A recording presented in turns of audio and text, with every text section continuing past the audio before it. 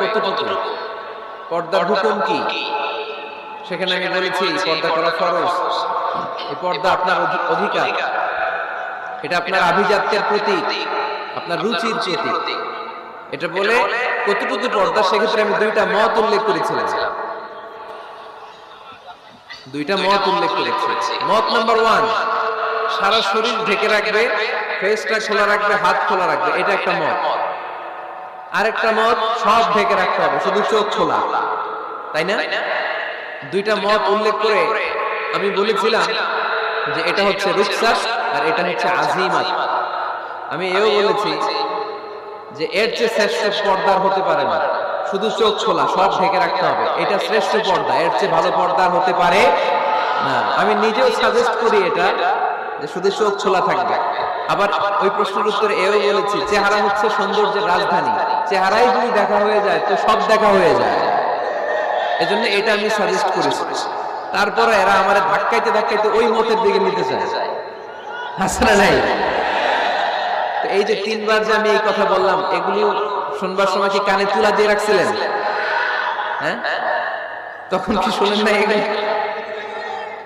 মত দুইটা বললাম কেন আমি? হুজুর দুইটা কেন বলবেন? অন্য মতের প্রতি আপনার এত শ্রদ্ধা কেন? আমগো তো নাই। এই হইছে সমস্যা। ক্লিয়ার কাট কথা। পর্দার ক্ষেত্রে দুইটা মতের উল্লেখ করেছি প্রিয় ভাইরা। বলেছি এক মত বলেছে ফেস খোলা, হাত খোলা, আরেক মত বলেছে শুধু চোখ খোলা। এবং আমি বলেছি এইটা শ্রেষ্ঠ পর্দা, এর চেয়ে ভালো পর্দা হয় না, বলছি না আমি? আবার বলছি যে আমি সাজেস্ট করি এটাই সবচেয়ে ভালো, এটা করবেন। এবং শেষে বলেছি চেহারা হচ্ছে সৌন্দর্যের রাজধানী, চেহারাই যদি দেখা হয়ে যায় তো সব দেখা হয়ে যায়। এগুলো কি প্রমাণ করে? আমি এই মতের পক্ষে না এই মতের পক্ষে? বায়ে না ডানে? ডানে। তো আমি এই মত অবলম্বন করি, মানে আপনাদের যেই মত আমারও এই মত। আমার ধাক্কা মারতেছেন কেন? ধাক্কাইতেছেন কেন আমাকে? ধাক্কাই আমার ওই মতে নিতে চায়, ঠিক না?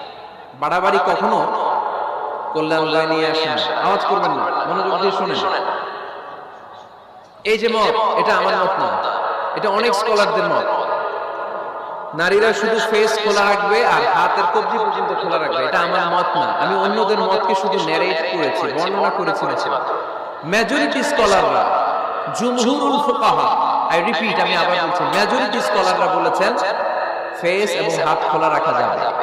যদিও আমার মত এটা না, আমার মত হচ্ছে যে শুধু চোখ খোলা রাখা। মেজরিটি স্কলার, রাইসুল মুফাসসিরিন আব্দুল্লাহ ইবনে আব্বাস রাদিয়াল্লাহু তাআলা আনহুমা, যার ব্যাপারে আল্লাহ হাবিব সাল্লাল্লাহু আলাইহি ওয়াসাল্লাম দোয়া করেছেন, আল্লাহুম্মা ফাক্কিহহু ফিদ-দীন ওয়া আল্লিমহু তা'বীল। আল্লাহ তাকে আপনি দ্বীনের জ্ঞান শিক্ষা দেন, কোরআনের তাফসীর শিক্ষা দেন। ওনার মতও ছিল কোরআনের এই তাফসীরে, আয়াতের তাফসীর, যে ইল্লা মা যাহারা মিনহা, নারীদের যতটুকু প্রকাশ হয়ে যায় সেক্ষেত্রে আল্লাহ ক্ষমা করবেন। এই যাহারা মিনহার তাফসীর উনি করেছেন আব্দুল্লাহ ইবনে আব্বাস, যে ফেস, আল ওয়াজহু ওয়াল কাফফান, চেহারা এবং হাত খোলা রাখা যাবে। আমার তাফসীর না, আব্দুল্লাহ ইবনে আব্বাসের তাফসীর, আনাস রাদিয়াল্লাহু তাআলা আনহুর তাফসীর। ইমাম আল কুরতুবীর তাফসীরে উনি এই মত এনেছেন, ইমাম ইবনে কাসীর এই মত এনেছেন। সবচেয়ে মজার ব্যাপার হচ্ছে ইমাম আবু হানিফারও এই মত। সুবহানাল্লাহ পড়বেন না? ইমাম আবু হানিফা আলাইহি রাহমাহ, ওনারও এই মত যে নারীদের চেহারা এবং হাত এটা আওরাত নয়, এটা আওরাত নয়।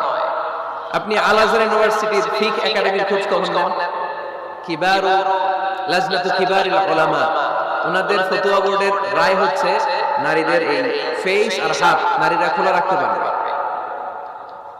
মিশরের যে ন্যাশনাল ফতোয়া বোর্ড, তাদেরও একই ফতোয়া। তো ওনাদেরকে গোমরা বলেন না কেন? গোমরার ফতোয়া শুধু মিজানুর রহমান আজহারের জন্য? ওনাদেরকে গোমরা বলেন না কেন? ইমাম আল আযম, আমাদের মাযহাবের ইমাম, ইমাম আবু হানিফাকে গোমরা বলেন না কেন? ফতোয়াকে শুধু আমার জন্য? ইমাম আবু হানিফা কেন এই মত নিয়েছেন? ওনারও দলিল আছে, আমি জাস্ট মতের উল্লেখ করেছি। এটা জায়েজ কেন? কারণ একদল স্কলার এটাকে জায়েজ বলেছেন, তাদেরও দলিল আছে, এই জন্য জায়েজ। বাট আমার মত তো এটা, আমার মত তো এটা। ভিন্ন মতকে শ্রদ্ধা করতে শিখুন। ইমাম আল আযম কিসের ভিত্তিতে বলেছেন যে ফেস খোলা রাখা যাবে? আমি সতরের ওয়াজ করতেছি না, সতর না, আওরাত নিয়ে কথা বলতেছি। ইমাম আল আযম বলেছেন নারীদের চেহারা আর হাতের কবজি পর্যন্ত এটা আওরাত নয়। উনি দলিল নিয়েছেন সুনানে আবু দাউদের হাদিস। হঠাৎ একবার আল্লাহ রাসূল সাল্লাল্লাহু আলাইহি ওয়াসাল্লামের ঘরে আম্মা জান আয়েশার ঘরে আসমা বিনতে আবি বকর রাদিয়াল্লাহু তাআলা আনহা চলে আসে। আল্লাহ রাসূল সাল্লাল্লাহু আলাইহি ওয়াসাল্লামের শালিকা, পাতলা কাপড় পরে, যে কাপড়ে হাত দেখা যায় শরীর দেখা যায়। আল্লাহ রাসূল সাল্লাল্লাহু আলাইহি ওয়াসাল্লাম চেহারাটা ঘুরিয়ে নিলেন, রেগে গেলেন এবং বললেন, আসমা তুমি এখন বড় হয়েছো, তুমি এখন বড় হয়েছো, ছোটছোটি নেই। নারীরা যখন সাবালিকা হয় তখন এতটুকু আর এতটুকু ছাড়া পুরো দেহকে ঢেকে রাখতে হয়। সুবহানাল্লাহ পড়বেন না? ইমাম আল আযম আবু হানিফা এই হাদিস থেকে দলিল দিয়েছেন। আরো দলিল আছে, সহিহ মুসলিম হাদিসের বর্ণনাকারী জাবির ইবনে আব্দুল্লাহ রাদিয়াল্লাহু তাআলা আনহু ঈদের দিনে আল্লাহ রাসূল সাল্লাল্লাহু আলাইহি ওয়াসাল্লাম ঈদের সালাত পড়লেন আযান ইকামত ছাড়া। সালাত পড়ানোর পরে তিনি তাকওয়ার ওয়াজ করলেন, সাহাবীদেরকে নিয়ে তিনি চলে যাচ্ছেন। হঠাৎ নারীদেরকে দেখে নারীরা বললেন, আমাদেরকে ওয়াজ করেন। আল্লাহর হাবিব সাল্লাল্লাহু আলাইহি ওয়াসাল্লাম নারীদের সামনে ওয়াজ শুরু করে দিলেন।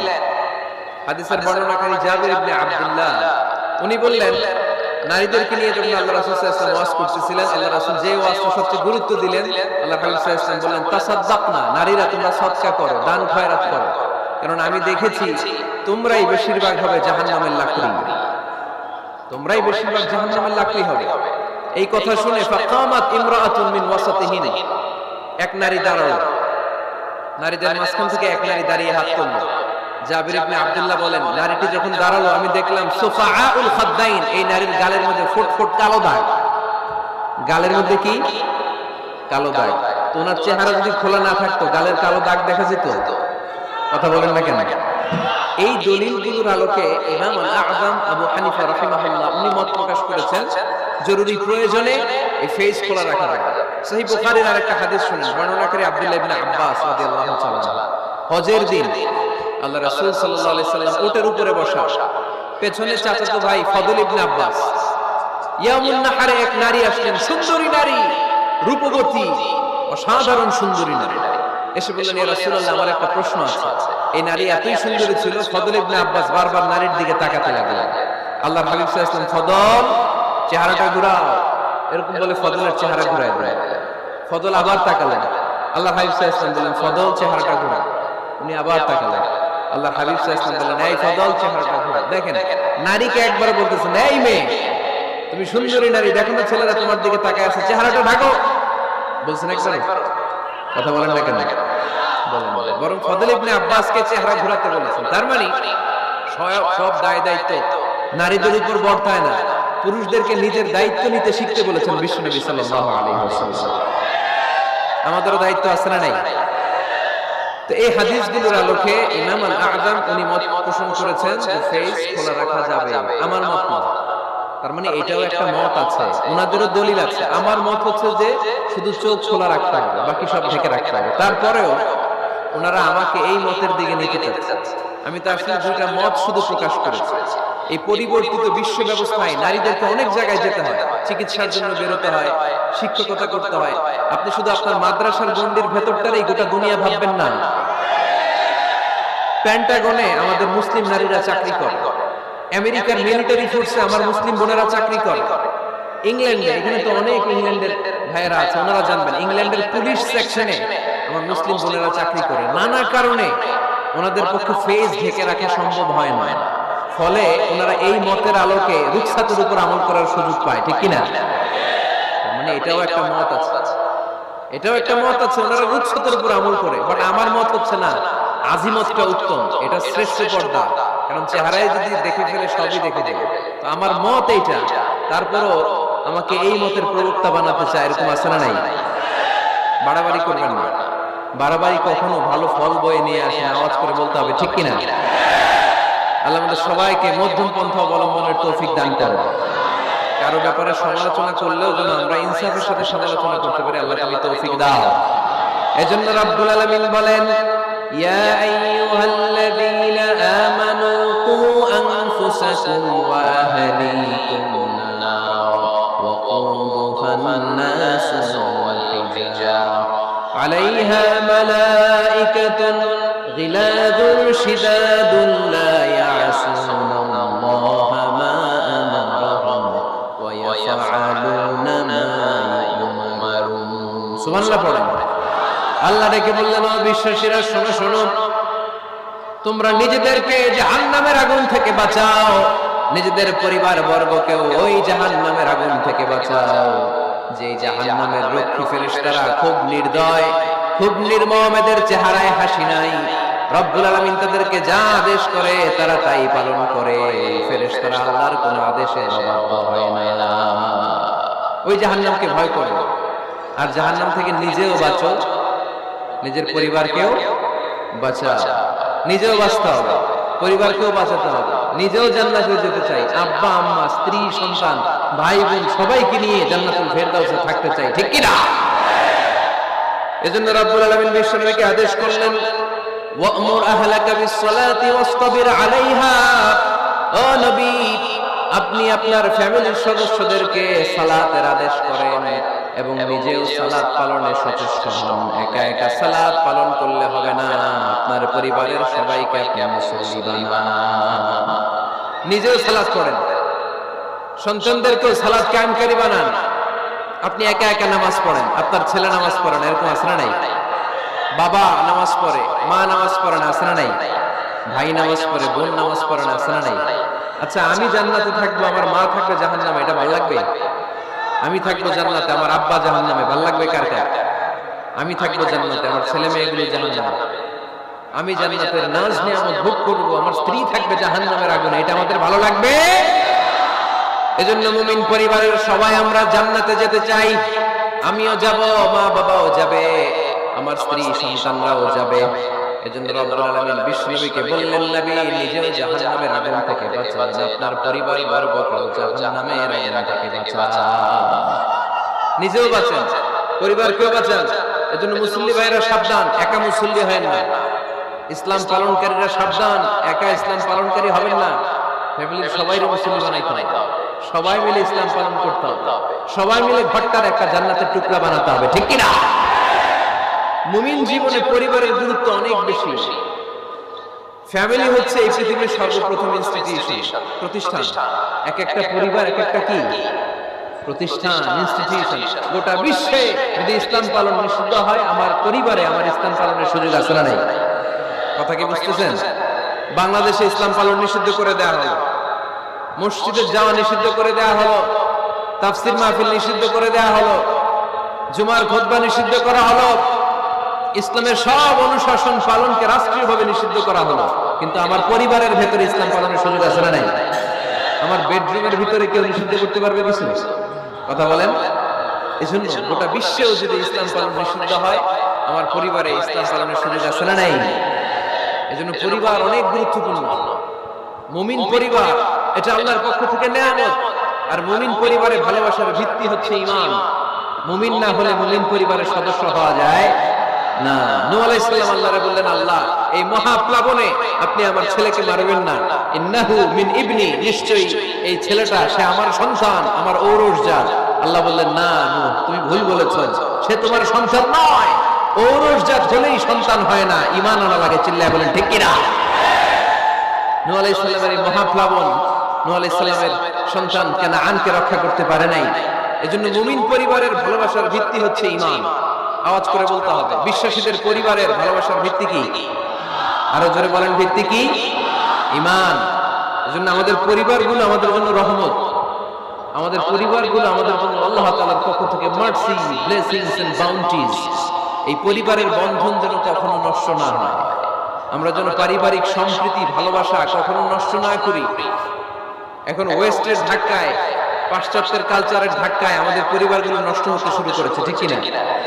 আপনি খেয়াল করে দেখবেন, পাশ্চাত্যে এখন পরিবারগুলোর খুব মারাত্মক অবস্থা, ভঙ্গুর পারিবারিক ব্যবস্থা। এদের পরিবার থেকে না, এরা তো বিয়েই করে না। এরা বিয়ের চেয়ে বেশি পছন্দ করে লিভ টুগেদার। আছে না নাই? বিয়ে করে না, লিভ টুগেদার পছন্দ করে। ফ্রি সেক্স, অবাধ যৌনাচার, হোমোসেক্সুয়ালিটি, সমকামিতা, ছেলেতে ছেলেতে বিয়ে, মেয়েতে মেয়েতে বিয়ে। বিয়ে যাক দু একটা হয়, এগুলো 6 মাস 1 বছরের বেশি টিকে না। ডিভোর্সের সংখ্যা বেশি, ভ্রূণ পাপ, সন্তান হত্যা করার সংখ্যা বেশি, সুইসাইডের সংখ্যাও বেশি, ঠিক কিনা? রাইফেল একটা নিয়ে বের হয়ে রাস্তায় 4-5 জনকে শুট করে, নিজের মাথায় নিজে গুলি করে নিজেও মরে যায়। কেন যে এগুলো করছে সে নিজেও জানে না। এরকম বিকৃত মস্তিষ্কের লোক পাশ্চাত্যে আছে না নাই? কারণ এদের পরিবার নাই, কারো বাবা আছে মা নাই, কারো মা আছে বাবা নাই। এজন্য পরিবারগুলো আল্লাহ তাআলার পক্ষ থেকে আমাদের জন্য নেয়ামত, অনেক বড় রহমত, অনেক বড় বরকত। এজন্য ইসলাম পরিবার গঠন করতে বলেছে, ইসলাম পরিবারকে সংরক্ষণ করতে বলেছে, ইসলাম এই ফ্যামিলি ইনস্টিটিউশনকে আরো শক্তিশালী করতে বলেছে। চিল্লায় বলেন ঠিক কিনা? এই কোরআনে পরিবার নিয়ে অনেক কথা, ফ্যামিলি ম্যাটার্স নিয়ে কোরআনে একটা সূরা আল্লাহ নাযিল করেছেন, সূরাতুত তালাক, অ্যাড্রেসিং দ্য ফ্যামিলি অ্যাফেয়ার্স। শুধু ফ্যামিলি রিলেটেড কথাই সূরাতুত তালাক।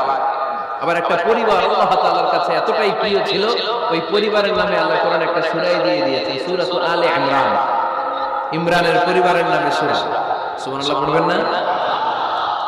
এজন্য আমাদের পরিবারগুলো অনেক গুরুত্বপূর্ণ, আমরা বুঝি না।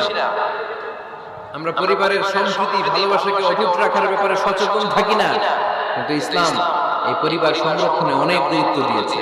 আমাদের পরিবারগুলো সুখী হোক, সমৃদ্ধ হোক, শান্তিময় হোক, আমরা চাই কি চাই না? আওয়াজ করে বলেন না, চাই কি চাই না? এজন্য আজকের আলোচনার বিষয় হচ্ছে পরিবার।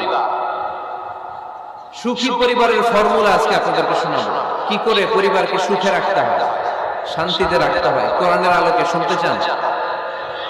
শুনতে চান সবাই? কষ্ট হচ্ছে না তো? নাকি স্লোগান দিতে চান? স্লোগান চান কারা কারা দেখি? স্লোগান দাও তো একজন আওয়াজ করে।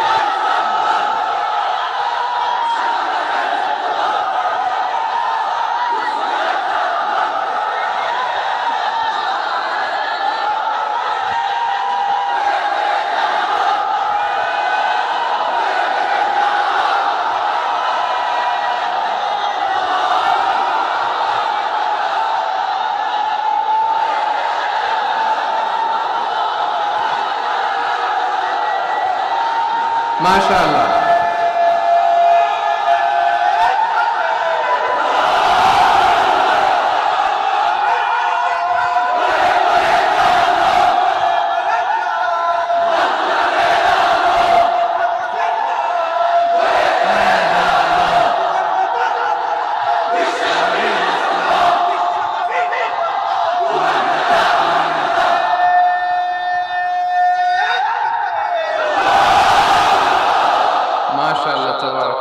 স্লোগানগুলোকে তুমি কবুল করো।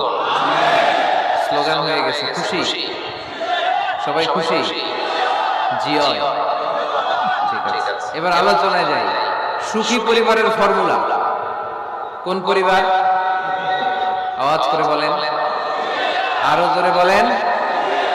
সুখী পরিবারের ফর্মুলা কোরআন সুন্নাহর আলোকে আজকে আমরা এটা জেনে যাব, কি করলে আমাদের ফ্যামিলিগুলো সুখী হবে, সমৃদ্ধ হবে। কোরআন থেকে আমরা যদি প্রেসক্রিপশন নেই, তাহলে কোরআন বলে আমাদের ফ্যামিলিগুলোকে সুখী আর শান্তিময় করতে হলে আমাদের ফ্যামিলির ভেতরে একে অপরকে সালাম দেওয়ার প্রচলন বাড়াইতে হবে।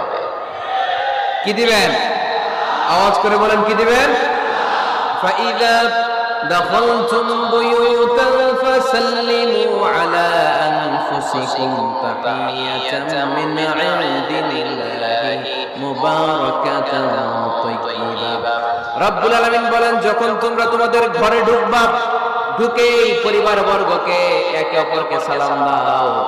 এটা আল্লাহর পক্ষ থেকে অভিবাদন পদ্ধতি, এটা বরকতময়, এটা পবিত্র। সুবহানাল্লাহ পড়েন। ইদা দাখালতুম বুয়ুতান ফাসাল্লিমু আলা আনফুসিকুম, ঘরে ঢুকেই সালাম দাও। সালাম মানে শান্তি। সালাম দেই না, এজন্য ঘরে শান্তিও নেই। ঠিক কি না? আজকে যে সালাম দেওয়া যাবে না, বাসায় যে ভাবির আগে সালাম দিবেন, পারবেন না? ভাবি আগে দিতে হবে? কে আগে দিবে শুনি? আপনি আগে? তুমি বিয়ে করছো নি? হ্যাঁ, আগে আগে সালাম দিবেন। রাজি আছেন? ঘরে ঢুকেই সালাম। বাবা দিবে ছেলেকে সালাম, ছেলে দিবে বাবাকে সালাম। স্বামী দিবে স্ত্রীকে সালাম, স্ত্রী দিবে স্বামীকে সালাম। ভাই দিবে বোনকে সালাম, বোন দিবে ভাইকে সালাম। সালাম মানে শান্তি। সালাম নাই, এজন্য ঘরেও শান্তি নাই। চিল্লায় বলেন ঠিক কি না?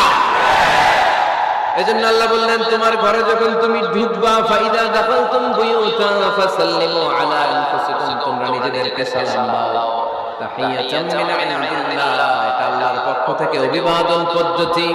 মুবারাকাতান তাইয়্যিবা, এই সালামের মধ্যে আছে বরকত, এটা পবিত্র। এজন্য ঘরে যদি আমরা সালামের প্রচার প্রসার বাড়াই, আমাদের ঘরগুলোরে শান্তিময় করবে কে? এটা হচ্ছে নিজেদের ঘর। নিজেদের ঘরে ঢুকলাম, সালাম দিলাম। অন্যের ঘরে তার সালাম টালাম লাগবে না, না? অন্যের ঘরেও লাগবে। সে আদেশ কোরআনের ভেতরে আছে না নাই? রব্বুল আলামিন বলেন, ইয়া আইয়ুহাল্লাযীনা আমানু লা তাদখুলু বুয়ুতান গায়রা বুয়ুতিকুম হাত্তা তাস্তানিসু ওয়া তুসাল্লিমু আলা আহলিহা। সুবহানাল্লাহ পড়েন। আল্লাহ রেখে বললেন, ও ঈমানদার, ও বিশ্বাসীরা, অন্যের ঘরে যখন তোমরা প্রবেশ করবা, খবরদার প্রবেশ করার আগে অনুমতি নিয়ে নাও। অনুমতি নেওয়ার পাশাপাশি ঘরে ঢোকার আগে সালাম দিয়ে দাও। সুবহানাল্লাহ। তাহলে নিজের ঘরে ঢুকি আর অন্যের ঘরে ঢুকি, ঢুকে কি দিব? আওয়াজ করে বলতে হবে, কি দিব?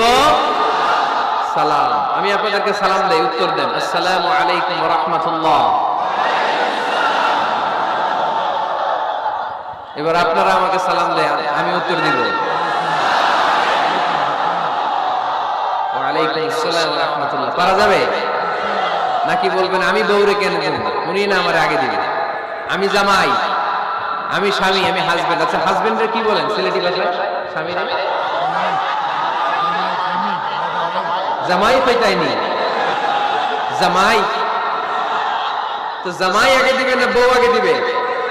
হ্যাঁ বলেন, আমি আগে দিব। কে আগে দিবে? আমি। আগে আগে সালাম দেন। আল্লাহর হাবিব সাল্লাল্লাহু আলাইহি ওয়াসাল্লাম বললেন, সহিহ মুসলিমের বর্ণনা, সহিহ মুসলিমের বর্ণনা, আওয়ালা আদুল্লুকুম আলা শাইইন ইযা ফাআলতুমুহু তাহাবাবতুম। আল্লাহর হাবিব বললেন, আমি কি তোমাদেরকে এমন একটা ফর্মুলা শিখাইয়া দিব না, এই ফর্মুলা যখন তোমরা অ্যাপ্লাই করবে, তোমাদের মধ্যে পারস্পরিক ভালোবাসা বাড়িয়ে দিবে কে? সাহাবীরা বললেন, ইয়া রাসূলুল্লাহ, অবশ্যই আপনি আমাদেরকে শিখাইয়া দেন। কোন সেই ফর্মুলা, যেই ফর্মুলা অ্যাপ্লাই করলে আমাদের মধ্যে ভালোবাসা বেড়ে যাবে? আল্লাহর হাবিব বললেন, আফশুস সালাম বাইনাকুম, নিজেরা নিজেদের মধ্যে সালামের প্রচার করো, প্রসার করো। দেখা হলে একে অপরকে তোমরা বেশি বেশি সালাম দাও। আফশুস সালাম বাইনাকুম, নিজেরা নিজেদের মধ্যে সালাম দাও। সালাম নাই ফলে ভালোবাসা নাই, সালাম নাই ফলে আমার ঘরে শান্তি নাই। তাহলে ঘরে শান্তি আনার এক নম্বর ফর্মুলা হচ্ছে সালাম। চিল্লায় বলতে হবে সুজানগরের ভাইরা, এক নম্বর ফর্মুলার নাম কি? সালাম। সাইয়েদনা আদম আলাইহিস সালামকে যখন আল্লাহ তাআলা বানালেন, বানানোর পরে আল্লাহ বলেন না আদম সিজদা করো, আদম কোরআন তেলাওয়াত করো, আদম জিকির করো, আদম তাসবিহ পড়ো, না। আল্লাহ প্রথম যে আদেশটা দিয়েছেন সেটা হচ্ছে সাল্লিম, আদম সালাম দাও। আদম কি দাও? সালাম দাও। আল বাদিউ বিসসালামি বারিউন মিনাল কিবর, আগে আগে যে সালাম দেয় তার অন্তর থেকে অহংকার উঠিয়ে নেয় কে? আমাদের অন্তরে অহংকার আছে না নাই? যাদের অন্তরে বেশি বেশি অহংকার, তার আমরা বেশি বেশি সালাম দিব। আমাদের হৃদয়টাকে অহংকার মুক্ত করে দিবে কে? সেই বুখারীর বর্ণনা, লাম্মা খালাকাল্লাহু আদম ওয়া কানা তুলুহু 60 যিরাআন, রব্বুল আলামিন সাইয়েদনা আদম আলাইহিস সালামকে যখন তৈরি করলেন 60 হাত লম্বা করে বানালেন।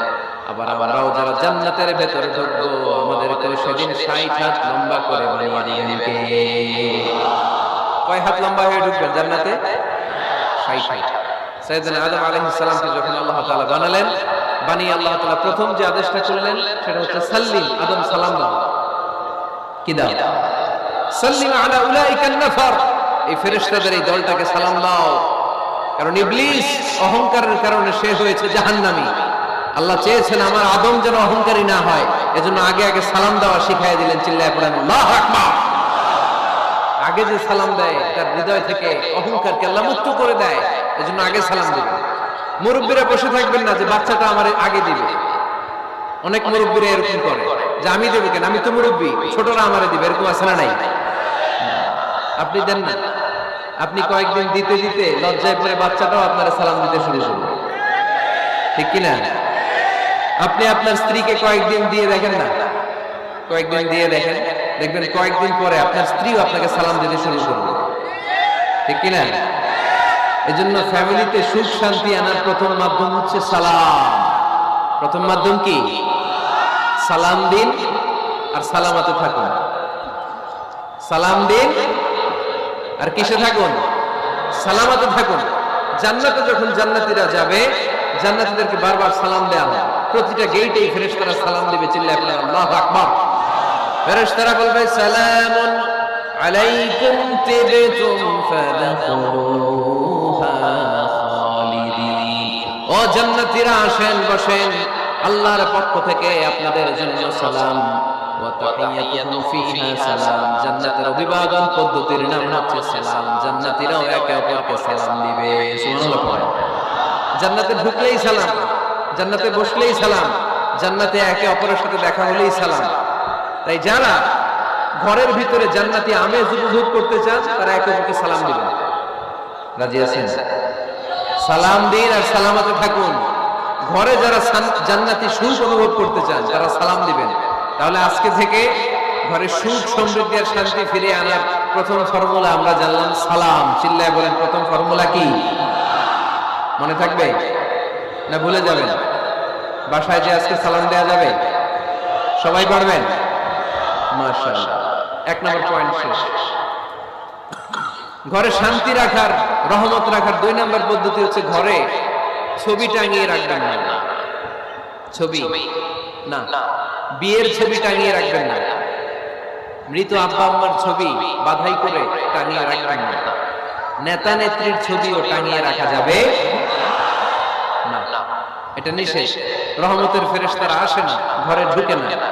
ইন্নাল মালাইকাতা লা তাদখুলু বাইতান ফীহি তামাসিল ওয়া সূরা। যে ঘরে মূর্তি আছে আর ছবি টাঙিয়ে রাখে, ওই ঘরে রহমতের ফেরেশতা প্রবেশ করে না। তো ঘরে যে রহমত নাই, শান্তি নাই, আপনি রহমতের ফেরেশতা ঢোকার ব্যবস্থাই তো রাখেন না। এত রহমত নিয়ে আসতে চায় কিন্তু ঢুকতে পারেন না, ওই যে ছবি টাঙিয়ে রাখছেন। এজন্য সুজানগরের ভাইয়েরা, আমাদের সুজানগরে যদি কারো ঘরে বিয়ের ছবি, আব্বা আম্মার ছবি, ফ্যামিলি গ্রুপ ছবি বা নেতা নেত্রীর ছবি থাকে, আজকে খুলে ফেলা যাবে না? খুলে ফেলা যাবে মুসলমান? খুলে ফেলবেন। হ্যাঁ, আপনি ফ্যামিলি গ্রুপ ছবি রাখতে পারেন। আব্বা আম্মা ভাই বোন সবাই মিলে একটা গ্রুপ ছবি তুললে স্মৃতির জন্য রাখা যায়। এটা অ্যালবাম বন্দি করে রাখবেন। মাঝে মাঝে দেখবেন, দেখলে মৃত্যুর কথা স্মরণ হয়। আয় রে, 10 বছর আগের ছবিটা দেখলে কি কুচকুচে কালো দাড়ি ছিল আমার, এখন সাদা হয়ে গেছে, ঠিক কিনা? তখন বুঝবেন যে মৃত্যুর দিকে আমি এগিয়ে যাচ্ছি। এই দুনিয়াটা ক্ষণিকের, একটা ধোঁকা, একটা মরিচিকা, একটা লোভ আর লালসার পেছনে আমরা ছুটে বেড়াচ্ছি। ধোঁকা, আসল জীবন কবরের জীবন। আওয়াজ করে বলতে হবে, ঠিক কিনা? একদিন মাটির ভেতরে হবে ঘরে নামার, কেন বাঁধো দালাল ঘর রে নামার, কেন বাঁধো দালাল ঘর। প্রাণ পাখি উড়ে যাবে পিঞ্জর ছেড়ে,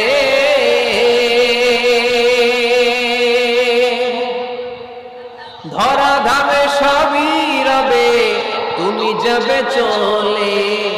বন্ধু বান্ধব যত, মাতা পিতা দ্বারা সুত, বন্ধু বান্ধব যত, মাতা পিতা দ্বারা সুত, সবই হবে তোমার পরে না, কেন বাঁধো দালাল ঘর। একদিন মাটির ভেতরে হবে ঘরে নামার, কেন বাঁধো দালাল ঘর। ঠিক কিনা? পুরাতন ছবির অ্যালবামগুলো খুললে মৃত্যুর কথা স্মরণ হয়। দাদা পাশে বসা ছিল, আজকে দাদা নাই। নানারা নিয়ে একটা ছবি ছিল, অ্যালবামে রাখছিল, আজকে নানা নাই। বাবার সাথে ছবি ছিল, আজ বাবা নাই। মৃত্যুর কথা স্মরণ আছে না নাই? প্রয়োজনে আব্বা আম্মার সাথে বা নিজেদের ফ্যামিলি গ্রুপ পিকচার চিনতে পারবেন, এটা অ্যালবাম বন্দি করে রাখেন, কিন্তু টাঙিয়ে রাখা যাবে? রাখবেন আপনারা? অনেকে কুকুরের শোপিস কিনে, কুকুরের, বিড়ালের, কুমিরের শোপিস কিনে শোকেসে সাজিয়ে রাখে, আছে না নাই? সুজানগরে বোধহয় এগুলো নাই, তাই না? হ্যাঁ, সুজানগরে এগুলো আছে না? এগুলো আপনি রাখতে পারবেন না, এগুলো রাখবেন না। ইন্নাল মালাইকাতা লা তাদখুলু বাইতান ফীহি তামাসিল ওয়া সুরাহ, যেই ঘরে ছবি টাঙিয়ে রাখা হয়, মূর্তি সাজিয়ে রাখা হয়, আল্লাহর রহমতের ফেরেশতারা ওই ঘরে কোশ্চেন কালেও প্রবেশ করে না। তবে ছোট মেয়েদেরকে পুতুল কিনে দেয়া যায়। কাদেরকে কথা বলেন? ছোট মেয়েদের দেখবেন ওরা পুতুলকে বাচ্চার মতো আদর করে, এটার দুধ খাওয়ায়, এটার জন্য রান্না করে, গোসল করায়, আছে না নাই? আম্মা জান আয়েশা রাদিয়াল্লাহু তাআলা আনহা পুতুল নিয়ে খেলা করতেন। নারীদের, ছোট মেয়েদের জন্য এটা জায়েজ রাখা হয়েছে এই কারণে, কারণ কিছুদিন পরেই তারা মা হতে চলেছে, ঠিক কিনা? কেমন করে বাচ্চা কাচ্চা লালন পালন করবে, কেমন করে আমাদের আগামী প্রজন্মকে তারা গড়ে তুলবে, ওইটার একটা প্রশিক্ষণ খেলার মাধ্যমেই ছোটবেলায় যেন তাদের হয়ে যায়। এজন্য ছোট মেয়েদের জন্য পুতুল দিয়ে খেলাকে শরীয়ত জায়েজ রেখেছে। চিল্লায় পড়েন সুবহানাল্লাহ। কত সুন্দর আমাদের ইসলাম, check and balance, check and balance. কিন্তু ছবি টাঙিয়ে রাখা যাবে না। কুকুরের শোপিস, কুমিরের শোপিস শোকেসে সাজিয়ে রাখা যাবে? শান্তি আসবে না, জাহান্নামের টুকরা হয়ে যাবে ঘর। ঘরের ভেতরে গিটার রাখা যাবে না। গিটার চেনেন? হারমোনিয়াম রাখা যাবে না। ঢোল তবলা, বাজারে ঢোল বাজারে বাঁশি, আছে না নাই? ঢোল রাখতে পারবেন না। বংশী বাজায় কে রে সখী, বংশী বাজায় কে? বংশী রাখা যাবে না। বংশী মানে বাঁশি। এই বাঁশি, ঢোল, তবলা, হারমোনিয়াম, গিটার, এগুলো যদি ঘরে থাকে রহমতের ফেরেশতা ঢুকে না। আল্লাহ হাবিব সাল্লাল্লাহু আলাইহি ওয়াসাল্লাম বলেছেন, বুইস্তু লিউকাসসিরাল মাযামির, ঢোল, বাদ্য, হারমোনিয়াম, তবলা এগুলোকে ভেঙে মাটির সাথে চুরিয়ে দেওয়ার জন্য আমি বিশ্বনবী আগমন করেছি। চিল্লায় বলেন ঠিক কিনা? এজন্য আল্লাহর হাবিব বললেন, ইন্নাল মালাইকাতা লা তাদখুলু বাইতান ফীহি তামাসিল ওয়া সুওয়ার। মুসনাদে আহমদ ইবনে হাম্বলের হাদিস। আল্লাহর রহমতের ফেরেশতারা ওই সমস্ত ঘরে কোশ্চেন কালে প্রবেশ করে না যেই ঘরে ছবি টাঙানো আছে আর আছে মূর্তি। কথা বুঝতে পেরেছেন? তাহলে এগুলো রাখা যাবে না। হিন্দি সিরিয়াল দেখা যাবে না, ঠিক কিনা? এমনও ফ্যামিলি আছে বাবা ছেলে একসাথে বসে হিন্দি সিরিয়াল দেখে, ইন্ডিয়ান নায়িকাদের কোমর দোলানো ডান্স দেখে, আছে না নাই? সিরিয়ালের জন্য পাগল এদেশের মেয়েরা। আলহামদুলিল্লাহ, এদের মধ্যে এখন পরিবর্তন হইতেছে। এরা এখন ওয়াজ দেখা শুরু করতেছে, ঠিক কিনা? তার মানে এই তাফসীর মাহফিলগুলোর সফলতা আছে না নাই? আল্লাহর মেহেরবানি। অনেক বোনরা বলে, হুজুর আগে সিরিয়াল দেখতাম, এখন ওয়াজ দেখি। আলহামদুলিল্লাহ করবেন না? হিন্দি সিরিয়াল দেখবেন না, অশ্লীল নাটক দেখবেন না। টেলিভিশনে হিন্দি সিরিয়াল, হিন্দি সিনেমা, অশ্লীল নাটক দেখলে রহমতের ফেরেশতারা ওই ঘরে প্রবেশ করে। তাহলে কি দেখবেন? টিভিতে কি দেখবেন বলেন? হ্যাঁ, খিতা দেখতে হয়, ওয়াজ দেখতে হয়নি। আচ্ছা, টিভিতে আপনারা ইসলামিক প্রোগ্রামগুলো দেখবেন। রমাদানে অনেক ইসলামিক প্রোগ্রাম করে টেলিভিশন চ্যানেলগুলো, এগুলো দেখবেন। সৌদি আরবের সরাসরি লাইভ প্রোগ্রাম, এগুলো দেখবেন। জিওগ্রাফিক্যাল চ্যানেল আছে, দেখবেন। অ্যানিমেলস কিংডম দেখবেন। আফ্রিকার জঙ্গলে কত ধরনের প্রাণী পাওয়া যায়, সাগরের অতল গহ্বরে কি ধরনের মাছ আল্লাহ সৃষ্টি করে রেখেছে, সি ওয়ার্ল্ড আমরা জানি না, সাগরের অতল গহ্বরের রাজ্য কেমন। অ্যানিমেলস কিংডম আর জিওগ্রাফিক্যাল চ্যানেল, এগুলো দেখবেন। টক শো দেখতে পারেন, নিউজ দেখতে পারেন। এমন প্রোগ্রামগুলো দেখেন যেগুলো শিক্ষণীয়, নিজেকে জ্ঞানী ও আলোকিত করে গড়ে তুলতে সহায়তা করে, এমন প্রোগ্রামগুলো দেখবেন। আওয়াজ করে বলেন ঠিক কিনা? এর বাইরে হিন্দি সিরিয়াল, নাচানাচি, রূপবানে নাচে কোমর দুলাইয়া, আছে না নাই? ফেরেশতারা বলবে তো করে পিটাম আমরা ঝুলাইয়া, এগুলো দেখা যাবে? তাহলেই শান্তি আসবে। তাহলে সালামের পরে 2 নাম্বার যে ফর্মুলা জানলাম, ছবি টাঙিয়ে রাখা যায় না, ঘরে মূর্তি, কুকুরের মূর্তি, শোপিস রাখা যায় না। হিন্দি সিরিয়াল, অশ্লীল নাটক, গান বাজনা এগুলো ঘরে দেখা যাবে না। এগুলো দেখলে আল্লাহ রহমত ঘরের ভেতরে প্রবেশ করবে না। মনে থাকবে সবার? মনে থাকবে তো? তাওয়াজ করে বলেন না। 3 নাম্বার, ঘরে মাঝে মাঝে নামাজ পড়বেন। ঘরে মাঝে মাঝে কি করবেন? সহিহ মুসলিমের হাদিস, আল্লাহ রাসূল সাল্লাল্লাহু আলাইহি ওয়াসাল্লাম বলেছেন, তোমরা মসজিদে ফরজ নামাজের পরে ঘরের জন্য কিছু সুন্নাহ আর নফল নামাজ রেখে দিও, কারণ যারা সুন্নাহ আর নফল নামাজ ঘরে পড়ে আল্লাহ তাআলা তাদের ঘরটাকে বরকত দিয়ে পূর্ণ করে দেয়। বৃষ্টি যদি হয়, কখনো বৃষ্টি, বাইরে প্রচন্ড বৃষ্টি, আপনি জামাত ধরার জন্য মসজিদে যেতে পারতেছেন না, তখন ঘরের সবাইকে নিয়ে আপনি জামাতের ইমাম হবেন। দরকার আছে না নাই?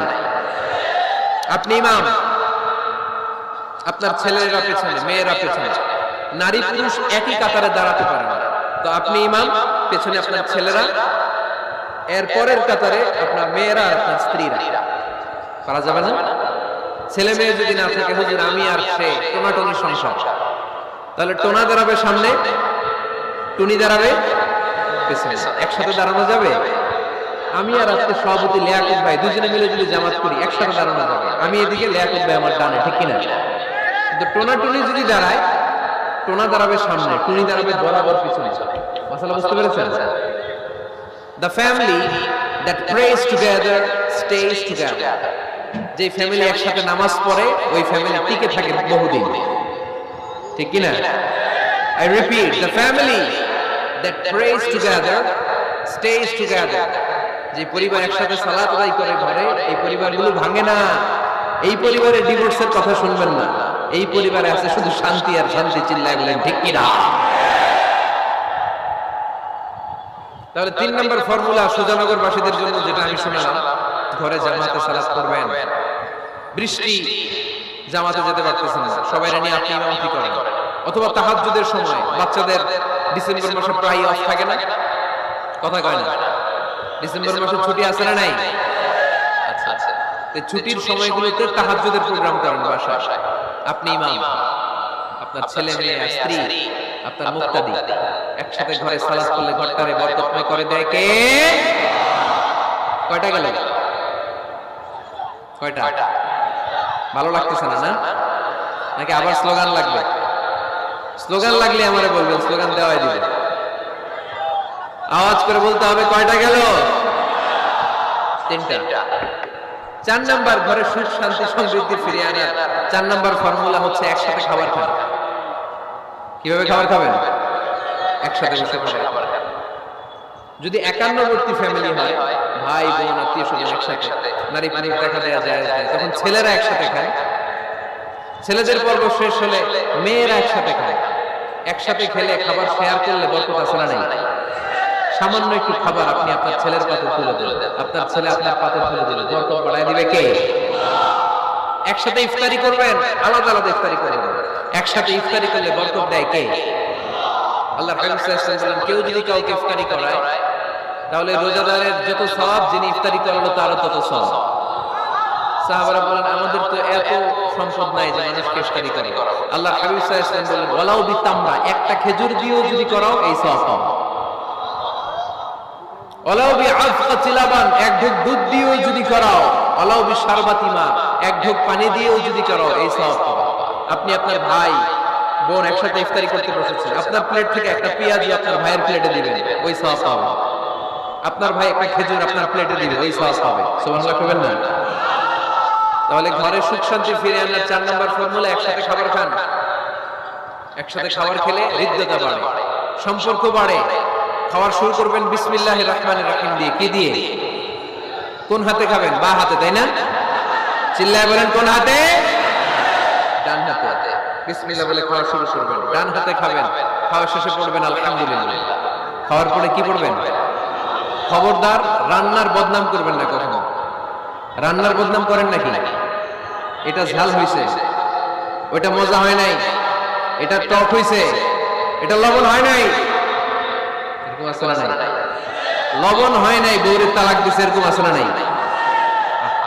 রান্না একটু ভালো হয় নাই, ঝাল হয়ে গেছে বেশি, বউরের মায়ের সুখ, এরকম ডাকাইতেছে না নাই? মা আবা রাসূলুল্লাহি সাল্লাল্লাহু আলাইহি ওয়াসাল্লাম তুআমান ক্বাত্তু, আল্লাহর হাবিব সাল্লাল্লাহু আলাইহি ওয়াসাল্লাম কখনো কোন রান্নার বদনাম করতেন না। ইনিশতাহাহু আকালাহু, বুখারীর বর্ণনা। ভাল লাগলে খেতেন, ভাল লাগতেছে আরো খেতেন, আরো খেতেন।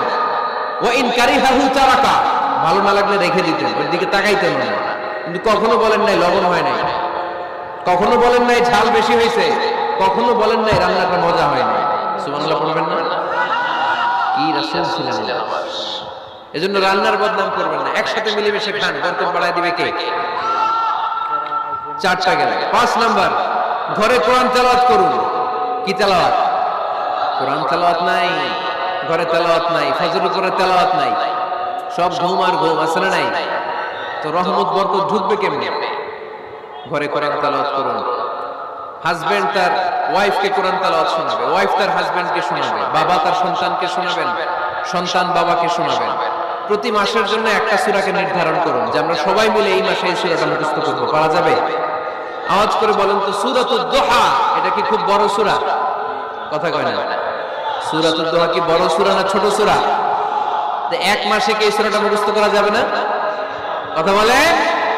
ওয়াত্তিনি ওয়াজ-যাইতুন ওয়া তুরি সিনিন, এটা কি বড় সূরা? এক মাসে পারা যাবে না?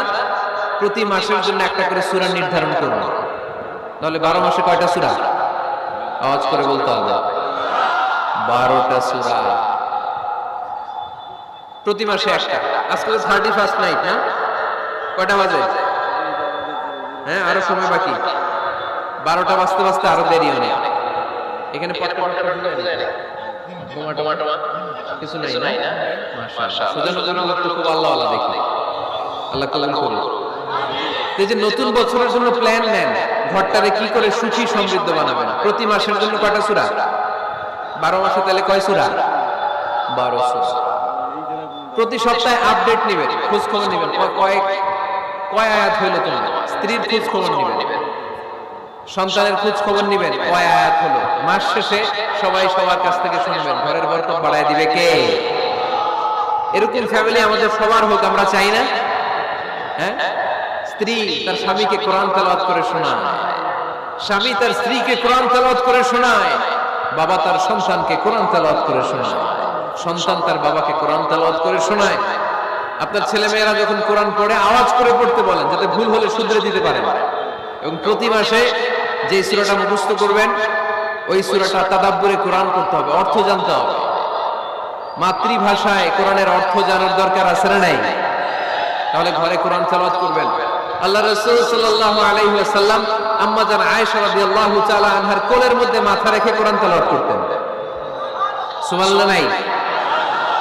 বিয়ে করছেন কারা কারা দেখি হাত তোলেন। বিবাহিতদেরকে সুজানগরে কি বলেন আপনার আঞ্চলিক ভাষায়? বিবাহিত বিয়াতি, আর অবিবাহিত আবিয়াতি। বিয়াতিরা হাত তুলেন, বিয়াতিরা। আবিয়াতি বেশি আজকে, বিয়াতি কম। হাত নামান। স্ত্রীর কোলে মাথা রেখে কোরআন তেলাওয়াত করবেন, পারবেন না? কষ্ট হবে? স্ত্রীর কোলে মাথা রেখে কোরআন তেলাওয়াত করবেন, এটা সুন্নাহ। আল্লাহ রাসূল সাল্লাল্লাহু আলাইহি ওয়াসাল্লাম আম্মা জান আয়েশা রাদিয়াল্লাহু তাআলা আনহার কোলে মাথা রেখে কোরআন তেলাওয়াত করতেন। আম্মা জান আয়েশা রাদিয়াল্লাহু তাআলা আনহা বলেন, কানা রাসূলুল্লাহ সাল্লাল্লাহু আলাইহি ওয়াসাল্লাম ইয়াকরাউল কুরআন ওয়া রাসুহু ফি হাজরি ওয়া আনা হায়েদ। আমার মাসিক চলা অবস্থায়, মেনস্ট্রুয়েশনাল পিরিয়ড চলা অবস্থায় আমার কোলে মাথা রেখে বিশ্বনবী কোরআন তেলাওয়াত করেছেন, আর আমি শুনেছি। চিল্লায় পড়েন সুবহানাল্লাহ। ঘরে শান্তি নাই কারণ কোরআন তেলাওয়াত নাই। তো কোরআনের তেলাওয়াতও নাই, শান্তিও নাই। আল্লাহর হাবিব সাল্লাল্লাহু আলাইহি ওয়াসাল্লাম বলেছেন, সহিহ মুসলিমের হাদিস, লা তাজআলু বুয়ুতাকুম মাকাবারা, তোমরা তোমাদের ঘরটারে গোরস্থান বানিয়ে রেখো না। ফা ইন্না শাইতানা ইয়ানফিরু মিনাল বাইতিল্লাযী তুকরাউ ফীহি সূরাতুল বাকারা, কারণ শয়তান ওই ঘর থেকে দৌড়ে পালায় যেই ঘরে সূরাতুল বাকারা তেলাওয়াত করা হয়। সুবহানাল্লাহ পড়েন। এজন্য ঘর উদ্বোধনের সময় কোন সূরা পড়তে হয়? সূরা বাকারা। চিল্লায় পড়েন কোন সূরা? আওয়াজ করে পড়েন কোন সূরা? নতুন ঘর করছেন, নতুন দোকান করছেন, নতুন ফ্ল্যাট কিনেছেন, কোন সূরা পড়বেন? সূরাতুল বাকারা। শয়তান ওই ঘরে থাকে না। সহিহ মুসলিমের আরেকটা হাদিসে আল্লাহ রাসূল সাল্লাল্লাহু আলাইহি ওয়াসাল্লাম বলেছেন, ইকরাউ সূরাতাল বাকারা, তোমরা সূরা বাকারা তেলাওয়াত করো, ফা ইন্না আখযাহা বারাকা, যে সূরা বাকারা পড়ে আল্লাহ তাআলা এই ঘরটায় বরকত দেয়, ওয়া তারকাহা হাসারা, আর যে সূরা বাকারা পড়ে না সে খালি আফসোস করে, ওয়ালা ইস্তাতিউহাল বাতালা, কোন জিন, কোন পেতনি, কোন ব্ল্যাক ম্যাজিক, কোন জাদু টুনা বান ওই ঘরের কোন সদস্যকে কোন ক্ষতি করতে পারে না। আবার সূরা বাকারায় একটা আয়াত আছে, কোরআনের সর্বশ্রেষ্ঠ আয়াত, বলেন তো আয়াতটার নাম কি? আওয়াজ করে বলেন, কোন আয়াত? আল্লাহর হাবিব সাল্লাল্লাহু আলাইহি ওয়াসাল্লাম বললেন, মান ক্বারা আয়াতাল কুরসি দুবুরা কুল্লি সালাতিন মাকতুবা, প্রত্যেক ফরজ সালাতের পরে যে ব্যক্তি আয়াতুল কুরসি পড়বে তার জান্নাতে যাওয়ার ব্যাপারে আর কোনো বাধা থাকবে না, একটা মাত্র বাধা ছাড়া, সেটা হচ্ছে মরণ। লোকটা মরে না তাই জান্নাতে যায় না, মরলেই জান্নাতে। আওয়াজ করে পড়েন আল্লাহু আকবার। তাহলে সংসারে শান্তি আনার 5 নাম্বার পদ্ধতি হচ্ছে ঘরে কোরআন তেলাওয়াত করতে হবে। তাহলে ঘরে সুখ শান্তি আর সমৃদ্ধি আনার 5 নাম্বার ফর্মুলা হচ্ছে ঘরে কোরআনের তেলাওয়াত লাগবে। এখন কোরআনের তেলাওয়াত নাই, কোরআন আমরা শিখাতে চাই না, আছে না নাই? আমরা এখন ধর্মপ্রাণ হয়েছি কোরআন ছাড়া। কি ছাড়া? ধর্মপ্রাণ, ধর্মপ্রাণ, আমরা বড়ই ধর্মপ্রাণ, নামাজ রোজার কিছু নাই, ভুলেও ধরি না কোরআন। ধর্মপ্রাণ, রোজ সকালে শুনতাম আগে আল কোরআনের বাণী রে, আল কোরআনের বাণী, এখন শুনি সারে গামার দীপ্ত ফেনফেনানি। রোজ সকালে শুনতাম আগে আল কোরআনের বাণী রে, আল কোরআনের বাণী, এখন শুনি সারে গামার দীপ্ত ফেনফেনানি।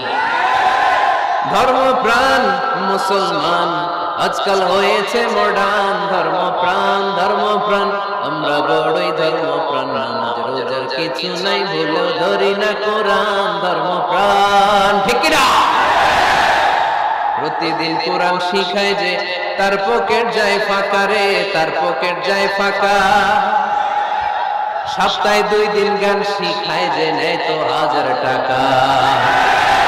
ধর্মপ্রাণ মুসলমান আজকাল হয়েছে মডার্ন। ধর্মপ্রাণ, ধর্মপ্রাণ, আমরা বড়ই ধর্মপ্রাণ, নামাজ রোজার কিছু নাই, ভুলেও ধরি না কোরআন। ধর্মপ্রাণ,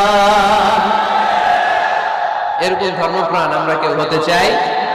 প্রতিদিন ফজরের পরে আমার ঘর থেকে কোরআন তেলাওয়াত হোক, আমরা চাই কি চাই না? ঘরে সুখ সমৃদ্ধি আর শান্তি আসার মাধ্যম হচ্ছে কোরআন তেলাওয়াত করা। ঘরে কোরআন তেলাওয়াত বাড়ায় দেন, ঘরে শান্তি বাড়ায় দিবে কে? কয়টা গেল? হ্যাঁ, 5টা। না শুনতেছো তো সমস্যা। 6 নাম্বার হচ্ছে মাঝে মাঝে বেড়াতে যাবেন, ভাবিরে নিয়ে বেড়াতে যাবেন। পারা যাবে? জি হয়। এই যে আপনাদের এখানে জাফলং আছে না? জাফলং আর কি আছে সিলেটে? মাধবকুণ্ড আর হাকালুকি, সবচেয়ে বড় হাওর বাংলাদেশে। আমি গিয়েছিলাম একবার। এই হাকালুকিতে যে 2 জন হারায় যাবে, 2 জন 2 দিকে। পারা যাবে? যাবেন। আল্লাহ রাসূল সাল্লাল্লাহু আলাইহি ওয়াসাল্লাম যেতেন, স্ত্রীদেরকে নিয়ে মরুভূমিতে বেড়াতে যেতেন, আউটিং এ যান, মাঝে মাঝে ফ্যামিলি ট্যুরে যান। কুল সিরু ফিল আরদ সুম্মা আনজুরু কাইফা কানা আকিবাতুল মুকাজ্জিবিন, জমিনে ঘুরে বেড়াও আর দেখো মিথ্যাবাদীরা পৃথিবীতে কি করেছে আর তাদের সাথে আমি কি আচরণ করেছি, ঠিক কি না? সুযোগ হলে মিশরে যান, ফেরাউনের লাশ দেখে আসেন। কারুনের বাড়িতে যান, ধ্বংসস্তূপ দেখে আসেন। পারলে জর্ডানে যান, মৃত সাগর দেখে আসেন। সমকামিতার কারণে লূত আলাইহিস সালামের কওমের লোকদেরকে আল্লাহ জমিন থেকে উঠিয়ে একটা আঘাত করেছেন জমিনে। ফাজআলনা আলিয়াহা সাফিলাহা, জমিনের উপরের মাটিকে আমি নিচে ঢুকিয়েছি, নিচের মাটিকে আমি উপরে ঢুকিয়েছি। উপর থেকে শিলা আর প্রস্তর বৃষ্টি নাযিল করে পুরো জমিনটারে আমি সাকার করে দিয়েছি। ওখানে এখন ডেড সি, মৃত সাগর, মৃত সাগর। ওখানে কোনো মাছ জন্মায় না, কোনো কাঁকড়া জন্মায় না, ব্যাঙ জন্মায় না, কিচ্ছু জন্মায় না। লবণের ডেনসিটি, ঘনত্ব এত বেশি, ওখানে কোনো মানুষ ডুবেও না। গজবের জায়গা, সুযোগ হলে দেখে আসেন। টাকা পয়সা ভালো থাকলে সময় হলে প্রায় ফ্যামিলি মেম্বারদেরকে নিয়ে উমরায় যায়। কই যাবেন? উমরায় যায়। নবদম্পতি যারা বা রিসেন্টলি তোমরা যারা বিয়ে করতে যাচ্ছ, you are going to be a new couple, পারলে তোমাদের হানিমুনটা উমরায় সেরে ফেলো। পারা যাবে না? স্বামী স্ত্রী দুইজনে মিলে মক্কায় চলে যাও, আল্লাহর ইবাদত, আল্লাহর ঘরে সিজদা দিয়ে নতুন জীবনটাকে নতুন ভাবে শুরু করো। বরকত দিবে কে? তাহলে ঘরে বা ফ্যামিলিতে সুখ সমৃদ্ধি নিয়ে আসার 6 নম্বর মাধ্যম হচ্ছে আউটিং এ যাও, মাঝে মাঝে বেড়াতে যাও। আল্লাহ রাসূল সাল্লাল্লাহু আলাইহি ওয়াসাল্লাম বেড়াতে যেতেন, সফরে স্ত্রীদেরকে নিয়ে যেতেন। সহিহ বুখারীর বর্ণনা, কানা রাসূলুল্লাহ সাল্লাল্লাহু আলাইহি ওয়াসাল্লাম ইযা আরাদা সাফারান আকরা বাইনা আজওয়াজিহি, আল্লাহ রাসূল সফর করলে কোন স্ত্রীকে নিয়ে যাবেন তিনি স্ত্রীদের নাম লিখে লটারি করতেন। সুবহানাল্লাহ নাই? কি করতেন? কোরআ, আরবিতে বলে কোরআ, বাংলায় বলে লটারি। এই লটারি জায়েজ, এই লটারি জায়েজ আছে। স্ত্রীদের নাম লিখে কোরআ করতেন, লটারি। যার নাম আসতো তাকে নিয়ে আল্লাহ হাবিব সাল্লাল্লাহু আলাইহি ওয়াসাল্লাম সফরে বেরিয়ে যেতেন। সফরে স্ত্রীদের সাথে দৌড়াদৌড়ি করতেন। সুবহানাল্লাহ বলবেন না? আম্মা জান আয়েশা রাদিয়াল্লাহু তাআলা আনহাকে আল্লাহ হাবিব সাল্লাল্লাহু আলাইহি ওয়াসাল্লাম এত ভালোবাসতেন, আল্লাহ হাবিব সাল্লাল্লাহু আলাইহি ওয়াসাল্লাম বলতেন, আয়েশা চলো দৌড়াদৌড়ি করি। ওই যে দেখা যায় খেজুর গাছ, চলো কে কার আগে যেতে পারে। দুইজন দৌড়ালেন। বিয়ের প্রথম দিকে আম্মা জান আয়েশা রাদিয়াল্লাহু তাআলা আনহা ফার্স্ট হয়ে গেলেন, কারণ তখন তিনি চিকন ছিলেন, এত মোটা ছিলেন না। আবার অনেক বছর পরে আরেক সফরে যখন আম্মা জান আয়েশা সফরে লটারিতে নাম আসলো, ওই সফরে আবার আল্লাহ হাবিব সাল্লাল্লাহু আলাইহি ওয়াসাল্লাম বললেন, আয়েশা চলো আজকে দৌড়াদৌড়ি করি। দুইজন দৌড় দিলেন। এবার আম্মা জান আয়েশা রাদিয়াল্লাহু তাআলা আনহা জিততে পারলেন না, যেহেতু মোটা হয়ে গেছেন। আল্লাহ রাসূল সাল্লাল্লাহু আলাইহি ওয়াসাল্লাম দৌড়ে গাছ ধরে ফার্স্ট হয়ে গেলেন। সুবহানাল্লাহ বলেন। আম্মা জান আয়েশা এবার রাগ করে বসে আছেন। আল্লাহর হাবিব সাল্লাল্লাহু আলাইহি ওয়াসাল্লাম বললেন, হাদিহি সাফকাতু বিতিল, ওই যে কয়েক বছর আগে আয়েশা একদিন রাতে তুমি আমারে হারায় দিছিলে, আজকে তোমারে হারায় ওটার প্রতিশোধ তুলে নিলেন। সুবহানাল্লাহ বলতে পারলেন না? কি ভালোবাসাবাসী ছিল, কি খুনসুটি ছিল, কি আদর সোহাগের সমৃদ্ধ সুখী শান্তির একটা সংসার ছিল বিশ্বনবী। তিনি স্ত্রীদের সাথে খোঁজ গল্প করতেন, বিনোদন করতেন, হাসি ঠাট্টা করতেন। তবে এই বিনোদন ছিল সুস্থ বিনোদন, এই রসিকতা ছিল সুস্থ রসিকতা, ঠিক কিনা? আমরা এটা করতে চাই না। অনেকের চেহারা, আমাদের চেহারার মধ্যে কোনো হাসি নাই, খালি রাগ আর রাগ, আছে না নাই? অনেকে দেখবেন 5 বছর একবারও হাসে নাই। সুজানগরে আলহামদুলিল্লাহ এরকম নাই। সুজানগরে এই যে সবাই হাসতেছে, সবার মুখে হাসি। হাসবেন, মুচকি হাসবেন, মুচকি হাসি দেওয়া সুন্নাত। আর মুচকি হাসতে পয়সা লাগে না। পয়সা লাগে তো হাসা লাগে না। মুচকি হাসেন, হাসি দেওয়া সুন্নাত। তো তাহলে 6 নাম্বার যে পদ্ধতি আমরা পেলাম ঘরে সুখ শান্তি আনে, মাঝে মাঝে ফ্যামিলি মেম্বারদেরকে নিয়ে আমরা হাকালুকি হাওড়ে হারিয়ে যাব। আমরা মাধবকুণ্ড বেড়াতে যাব, আমরা জাফলং এ যাব, পারলে আমরা কক্সবাজার সমুদ্র সৈকতে যাব। যেমনটি আল্লাহ হাবিব সাল্লাল্লাহু আলাইহি ওয়াসাল্লাম স্ত্রীদেরকে নিয়ে বেড়াতে যেতেন। ইনশাআল্লাহ পড়েন, পারবেন তো? যাবেন তো সবাই? আচ্ছা। 7 নাম্বার পদ্ধতি সংসারে সুখ শান্তি ফিরে আনা, ফ্যামিলির গুরুত্বপূর্ণ বিষয়ে সিদ্ধান্ত নিতে পরামর্শ করবেন। ফ্যামিলি মিটিং কি করবেন? কি মিটিং? ফ্যামিলি মিটিং করবেন, পরামর্শ। এক্ষেত্রে স্ত্রী, সন্তান, ভাই, বোন, আব্বা আম্মা সবার পরামর্শ নেবেন। অনেকে আছে কারো কথা শোনে না, মনে যা চায় তাই করে, আছে না নাই? পরে আফসোস করে, পরে হাই হাই করে। কারণ যারা পরামর্শ করে এরা কোনোদিন হাই হাই করা লাগে না। চিল্লায় বলেন ঠিক কিনা?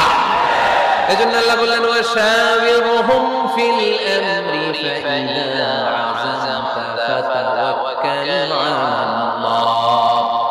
গুরুত্বপূর্ণ বিষয়ে সিদ্ধান্ত নেবার আগে তোমরা পরামর্শ করে নাও। যখন তোমরা পরামর্শ করে সঠিক সিদ্ধান্তে উপনীত হয়ে যাবে, তখন তাওয়াক্কুল করবা একজনের উপর, তিনি কে? সিদ্ধান্ত যখন নিয়ে ফেলবেন আল্লাহর উপর তাওয়াক্কুল করবেন। এজন্য পরামর্শের কোনো বিকল্প নাই। পরামর্শ নেবেন, স্ত্রীদেরও পরামর্শ নেবেন। অনেকে বলে, আরে মেয়ে মানুষ কি পরামর্শ নেবে, আমি তো সব জানি। এরকম আছে না নাই? অনেক সময় নারীদের পরামর্শ কাজে লাগে। আমাদের বোনদের মাথায় ভালো ভালো বুদ্ধি আছে না নাই? বুদ্ধি আছে। আপনারা হুদায়বিয়ার সন্ধির নাম শুনেছেন? কত হিজরিতে? 6ষ্ঠ হিজরিতে 1400 সাহাবা আল্লাহ রাসূল সাল্লাল্লাহু আলাইহি ওয়াসাল্লামকে নিয়ে উমরা করার জন্য গেল। কিন্তু কাফেররা মক্কায় ঢুকতে দিবে না। তখন একটা সন্ধি হলো যে এই বছর আমরা ফিরে যাব। আল্লাহর হাবিব সাল্লাল্লাহু আলাইহি ওয়াসাল্লাম ওই সন্ধিতে রাজি হলেন। আংটির মধ্যে মুহাম্মদ রাসূলুল্লাহ সিল মারলেন, রাজি। কিন্তু সাহাবারা রাজি না। সাহাবারা বললেন, ইয়া রাসূলুল্লাহ, এত কষ্ট করে 1400 সাহাবা উমরা করার জন্য এসেছি, উমরা না করেই আমরা ফিরে যাব, আমরা যাব না। আল্লাহ হাবিব সাল্লাল্লাহু আলাইহি ওয়াসাল্লামকে আদেশ করলেন, কুমু ওয়ানহারু, যেহেতু সন্ধি হয়েছে আমি সন্ধি ভঙ্গ করতে পারবো না। সন্ধির নিয়ম অনুযায়ী এবছর আমরা ফিরে যাব, আমরা উমরা করব না। আর যেহেতু আমরা পশু নিয়ে এসেছি, সবাই পশু জবাই করে, মাথার চুল হালাক করে হালাল হয়ে যাও। কিন্তু কেউ কথা শোনে না, কেউ কথা শোনে না। 1400 সাহাবা বসে আছে। আল্লাহ রাসূল সাল্লাল্লাহু আলাইহি ওয়াসাল্লাম ধমক দিয়ে আদেশ করলেন, কুমু ওয়ানহারু, দাঁড়াও, পশুগুলোকে জবাই করো, মাথার চুল ফেলে দিয়ে হালাল হয়ে যাও। কেউ কথা শোনে না। আবার বললেন, কুমু ওয়ানহারু, 1400 সাহাবা, কেউ শোনে না। আল্লাহর হাবিব সাল্লাল্লাহু আলাইহি ওয়াসাল্লাম এত বিব্রতকর পরিস্থিতিতে কখনো পড়েন নাই, কোনোদিন না। মনটা খারাপ করে আল্লাহ রাসূল সাল্লাল্লাহু আলাইহি ওয়াসাল্লাম তাঁবুর ভিতরে ঢুকে গেলেন। ওই সফরে লটারিতে নাম এসেছিল উম্মে সালামা রাদিয়াল্লাহু তাআলা আনহা। সুবহানাল্লাহ পড়বেন না? উম্মে সালামা রাদিয়াল্লাহু তাআলা আনহা আমাদের আম্মা জান, আল্লাহ রাসূল সাল্লাল্লাহু আলাইহি ওয়াসাল্লামের স্ত্রী। বিষ্ণু নবী সাল্লাল্লাহু আলাইহি ওয়াসাল্লামকে চিন্তিত আর বিমর্ষ দেখে জিজ্ঞেস করলেন, ইয়া রাসূলুল্লাহ, কি সমস্যা? আল্লাহর হাবিব সাল্লাল্লাহু আলাইহি ওয়াসাল্লাম পুরো ঘটনাটা খুলে বললেন। খুলে বলার পরে এবার উম্মে সালামা বললেন, ইয়া রাসূলুল্লাহ, আমার মাথায় এক বুদ্ধি আছে। আমার মাথায় কি আছে? এক বুদ্ধি আছে, আপনি চাইলে এটা আমল করতে পারেন। আল্লাহ হাবিব সাল্লাল্লাহু আলাইহি ওয়াসাল্লাম বললেন, কি বুদ্ধি আছে তোমার মাথায় বলো। উম্মে সালামা রাদিয়াল্লাহু তাআলা আনহা বললেন, ইয়া রাসূলুল্লাহ সাল্লাল্লাহু আলাইহি ওয়াসাল্লাম, আপনি কারোর সাথে কথা বলবেন না, কাউকে আদেশ করবেন না, আপনি নিজে ঘর থেকে এখন বের হয়ে যাবেন, নিজেই আপনার ওটটাকে আপনি নহর করে ফেলবেন, মানে জবাই করে ফেলবেন। এরপর আপনার চুল যে সাহাবা সব সময় কেটে দেয় তাকে আদেশ করবেন আপনার চুল ফেলে দেওয়ার জন্য, বাকিটা কি হয় নিজেই দেখবেন। সুবহানাল্লাহ পড়বেন না? উম্মে সালামা রাদিয়াল্লাহু তাআলা আনহার পরামর্শ অনুযায়ী আল্লাহর হাবিব সাল্লাল্লাহু আলাইহি ওয়াসাল্লাম তাবু থেকে বের হলেন। নিজ হাতে ছুরি দিয়ে উটকে নহর করলেন। উট জবাই করা যায় না। কুরবানির সময় ঈদুল আযহায় 10-12 জন মিলে গরুকে রশি দিয়ে বেঁধে মাটিতে শুইয়ে গলার মধ্যে আমরা যেভাবে জবাই করি, উটকে ওইভাবে জবাই করা যায় নাকি? আরব বিশ্বে আমাদের ভাইরা ছিল, তারা জানে উট জবাই হয় না, উটকে করতে হয় না। আল্লাহ হাবিব সাল্লাল্লাহু আলাইহি ওয়াসাল্লাম নিজে ছুরি নিয়ে উটের গলার মধ্যে এরকম খোঁচা মারলেন। ফিটকি দিয়ে ঝমঝম করে রক্ত বের হতে শুরু করলো, নহর হয়ে গেল। সাহাবারা দৃশ্য দেখে অবাক। আল্লাহর হাবিব বললেন, আইনা হালিকি, আমার মাথার চুল হালাক করে দেয় ওই সাহাবী কই? আমার সেলুনম্যান কোথায়? আমার বারবার কোথায়? আল্লাহর হাবিবের কথা শুনে বিশ্বনবীর ওই সাহাবী এসে দাঁড়িয়ে গেল। আল্লাহর হাবিব বলল, আমার মাথার চুল তুমি ফেলে দাও। ওই সাহাবী বিশ্বনবীর মাথার চুল ফেলে দিল। এই দৃশ্য দেখে 1400 সাহাবী ধৈর্য ধারণ করতে পারলো না, দাঁড়িয়ে থাকতে পারলো না। এই দৃশ্য দেখা মাত্র 1400 সাহাবী সবাই দাঁড়িয়ে নিজেদের পশু জবাই করে সবাই নিজেদের মাথা হালাক করে হালাল হয়ে গেল। আওয়াজ করে পড়েন আল্লাহু আকবার। The problem solved. কার পরামর্শে? কার পরামর্শে? স্ত্রীর পরামর্শে। আল্লাহর হাবিব সাল্লাল্লাহু আলাইহি ওয়াসাল্লাম কারোর সাথে কথা না বলে বের হয়ে নহর করলেন, নিজের মাথার চুল ফেলে দিলেন। এই দৃশ্য যখন সাহাবারা দেখতো যে নবী এটা করেছে, আর বসে থাকা যায় না। 3বার আদেশ করার পরে আমরা অনেক আবেগ দেখিয়েছি, আর আবেগ নয়, আমার নবী যাই করেছে আমরা তাই করব। 1400 সাহাবা পশু জবাই করা শুরু করে দিল, মাথার চুল ফেলে দিয়ে হালাল হয়ে গেল। আওয়াজ করে পড়েন সুবহানাল্লাহ। তার মানে মাঝে মাঝে নারীদের পরামর্শের দরকার আছে না নাই? এজন্য একা একা সিদ্ধান্ত নেবেন না, নারীদের কাছ থেকে পরামর্শ নেবেন। আল্লাহর হাবিব সাল্লাল্লাহু আলাইহি ওয়াসাল্লাম নারীদের পরামর্শ গুরুত্ব দিয়েছেন। মাঝে মাঝে জুনিয়রদের পরামর্শ নিতে হয়, ছোট বাচ্চাদের পরামর্শ নিতে হয়। ছোট বাচ্চাদেরকে বোকা মনে করবেন না, ছোট ছেলে মেয়েদেরকে বোকা ভাববেন না, ওদের মাথায় বুদ্ধি আছে। মাঝে মাঝে জুনিয়ররা সিনিয়রদেরকে হারায় দেয়, আছে না নাই? আল্লাহর হাবিব সাল্লাল্লাহু আলাইহি ওয়াসাল্লামের একটা বৈশিষ্ট্য ছিল, তিনি কিছু খেলে খাওয়ার পরে বন্টন করলে কোন দিক দিয়ে করতেন? আওয়াজ করে বলেন না, ডান দিক থেকে। একবার তিনি দুধ খেলেন, দুধ খেয়ে বন্টন করবেন, কিন্তু ডান দিকে দাঁড়িয়ে ছিল একটা ছোট্ট ছেলে আর বাঁ দিকে মুরব্বী সাহাবা। আল্লাহর হাবিব সাল্লাল্লাহু আলাইহি ওয়াসাল্লাম এই ছোট্ট ছেলের কাছ থেকে অনুমতি চাইলেন। তার মানে ছোট্টদের পরামর্শের দরকার আছে না নাই?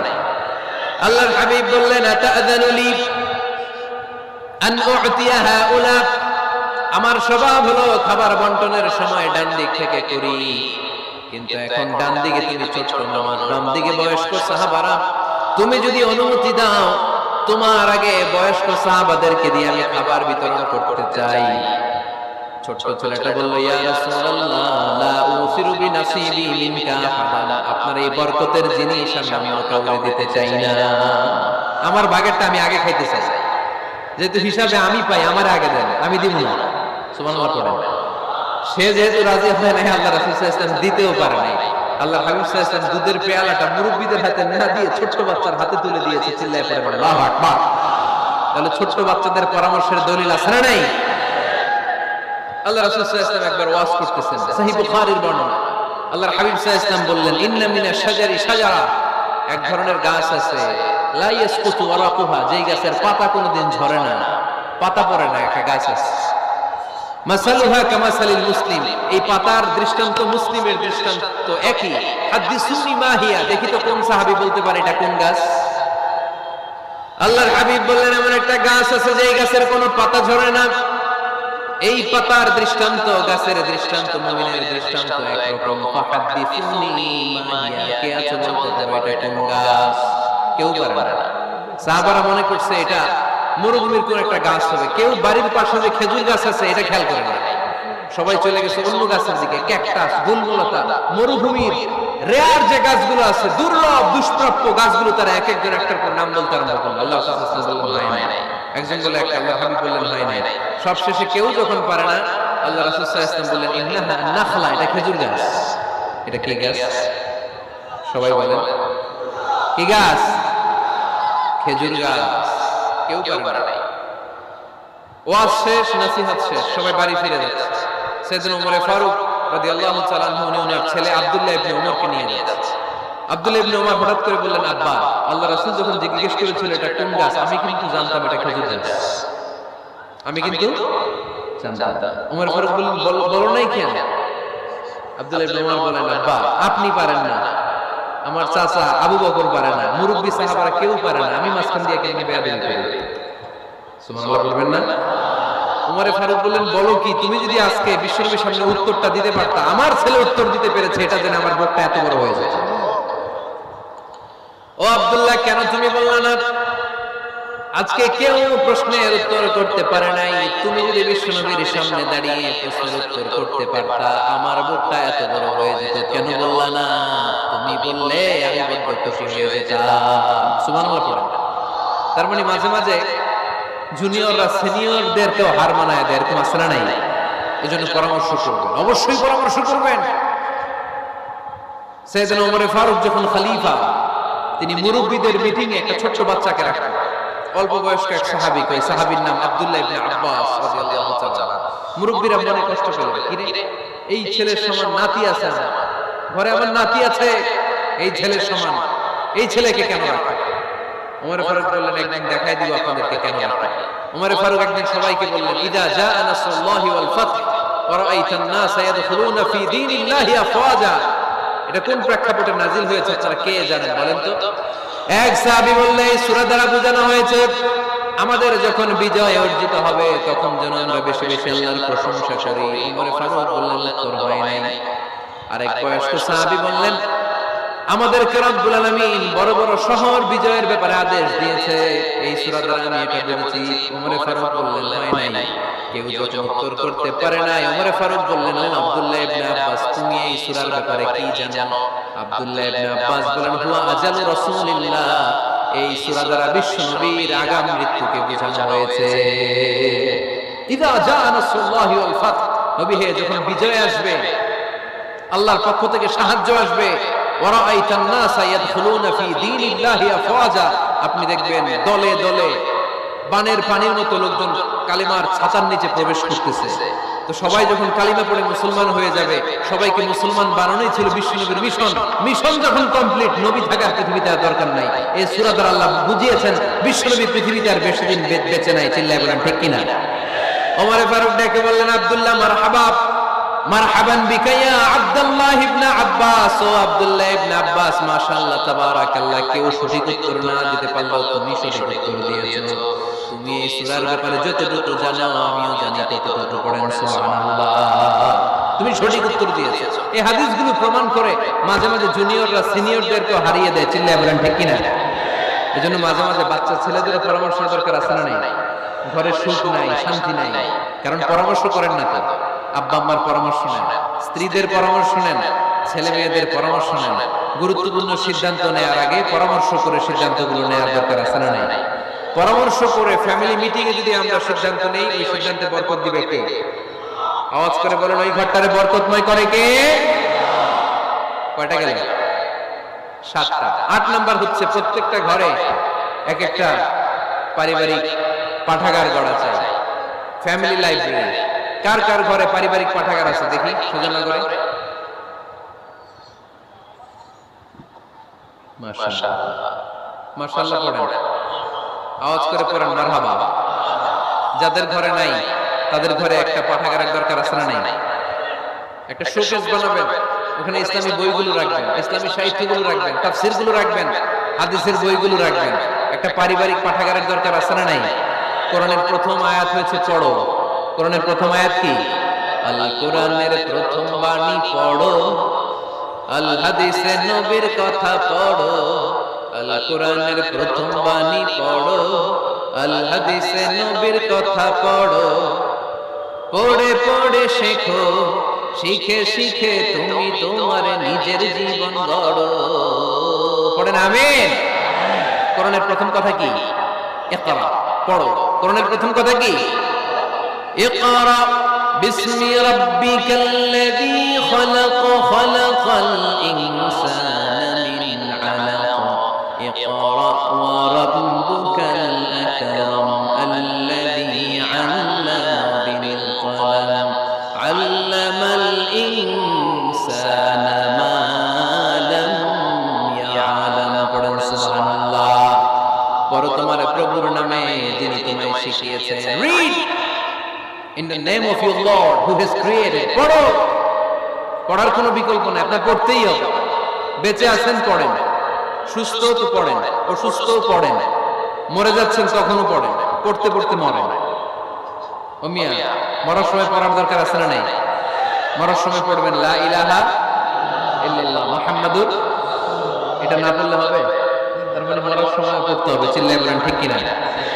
তাহলে সুখী, সমৃদ্ধ, আলোকিত একটা পরিবার গড়ার 8 নম্বর পয়েন্ট হচ্ছে একটা ফ্যামিলি লাইব্রেরি। প্রত্যেকটা ঘরে একটা পাঠাগার থাকা চাই।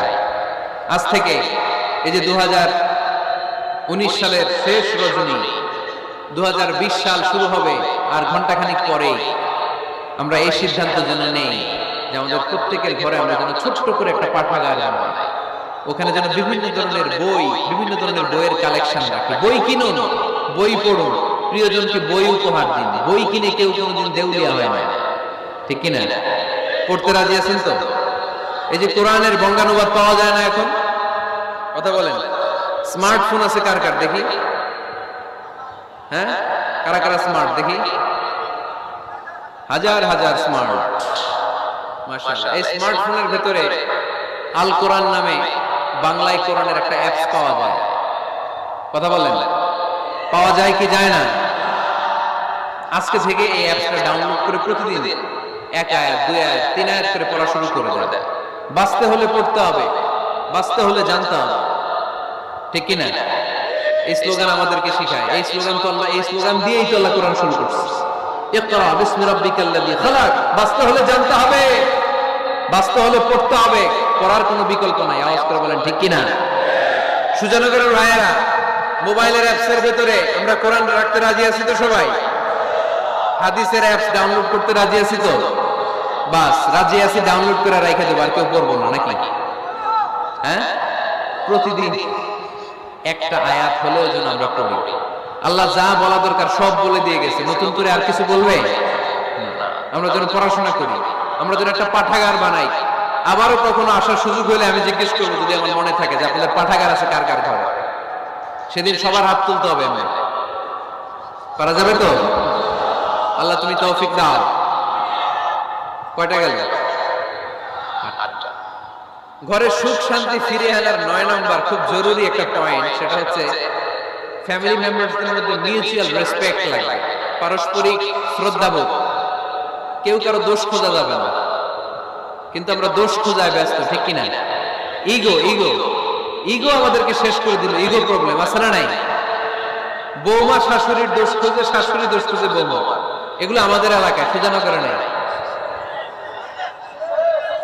হ্যাঁ, আছে আছে আছে। ফ্যামিলিটা জাহান্নামের টুকরো হয়ে গেছে। বউ শাশুড়ি দেখতে পারে না, শাশুড়ি বউ দেখতে পারে না, আছে না নাই? এর কারণটা কি শুনি বলেন।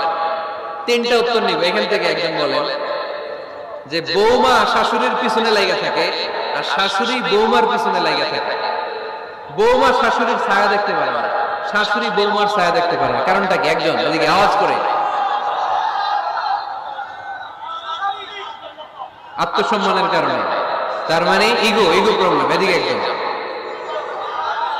ইসলামের জ্ঞান নাই, মাশাআল্লাহ। আর এদিকে